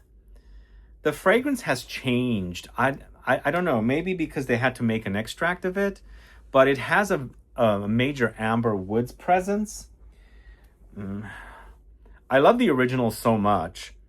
It's tobacco and it's honeyed with mimosa. It's kind of leafy, not smoky, sweet and spicy and woody. It's awesome, but sadly, it just the extract just didn't work for me. I like it, but if I was gonna think about wearing Un Air d'Apogée, I'd go straight to the Eau de Parfum. The Eau de Parfum is awesome. Really, really awesome. All right, so that is Un Air d'Apogée. Just keep in mind the bottles don't look like this anymore. They have now made round bottles. It's an awesome scent. In fact, on the channel, I've got a lot of videos with one of the founders, Anthony. You can go search. And the last fragrance I'm going to talk to you about today is Voyage Imaginaire's L'Eau d'Immortelle. So I was mentioning earlier, it's a polarizing note, the Immortelle note. But I first discovered the Immortelle note in a fragrance by Annick Goutal called Sable. If you like that fragrance, you should check out Un Air well, this is not Un Air d'Apogée, this is L'Eau d'Immortelle, sorry. So L'Eau d'Immortelle was a feature in a Scent Club kit a couple years ago. This is Immortelle, which creates a sweet kind of vanillic caramelly character in a fragrance. It's the everlasting flower. So I always associate it with autumn because it smells like autumn to me. Dry shrubs and leaves. But in this case, they've intensified and added some sweetness to it. There's also chocolate and patchouli in this. And it's also very, very ambery. And it's a really awesome scent. But I can see that Immortelle as a note is polarizing. It's not something that people tend to love a lot. But in this, it's really, really awesome. If you don't know about our kit, we did feature this one in our kit, but maybe you guys don't like Immortelle in this way. But if you are a fan of Sable from Annick Goutal, this is a brand fronted by the daughter of Annick Goutal, Camille Goutal, and also Isabelle Doyen, perfumer for Annick Goutal fragrances. So this is I think a kind of a recreation of Sable, but it's a much more intense and in-your-face take on Sable. And it's also an all-natural perfume. The brand is All Natural Perfumery. Yeah, I do have a video with the house on the channel. I shot at Paris Perfume Week. Go catch it. But this is L'Eau d'Immortelle from the House of Voyage and Imaginaire. That's the last fragrance, guys. Let's see if it turned out to be 3 hours. Since I shot these in little segments, we'll find out if it turned out to be 3 hours, but it's definitely somewhere around there with 100 fragrances. I'm going to tag as much of the fragrances as I can if you guys are in the market to buy any of these.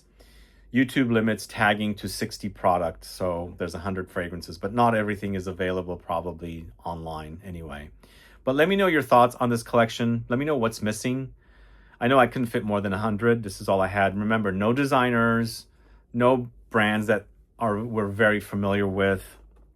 These are all niche houses. I tried to make them all niche houses or classic houses resurrected as niche houses. So we found a lot of those, like Violet, Trudon. Well, Trudon is not really, they're more of a candle brand, and lately they've been doing fragrances, but d'Orsay is, Le Galion is, Sherigan is, and everything like that. So let me know your thoughts on the fragrances. Thank you so much.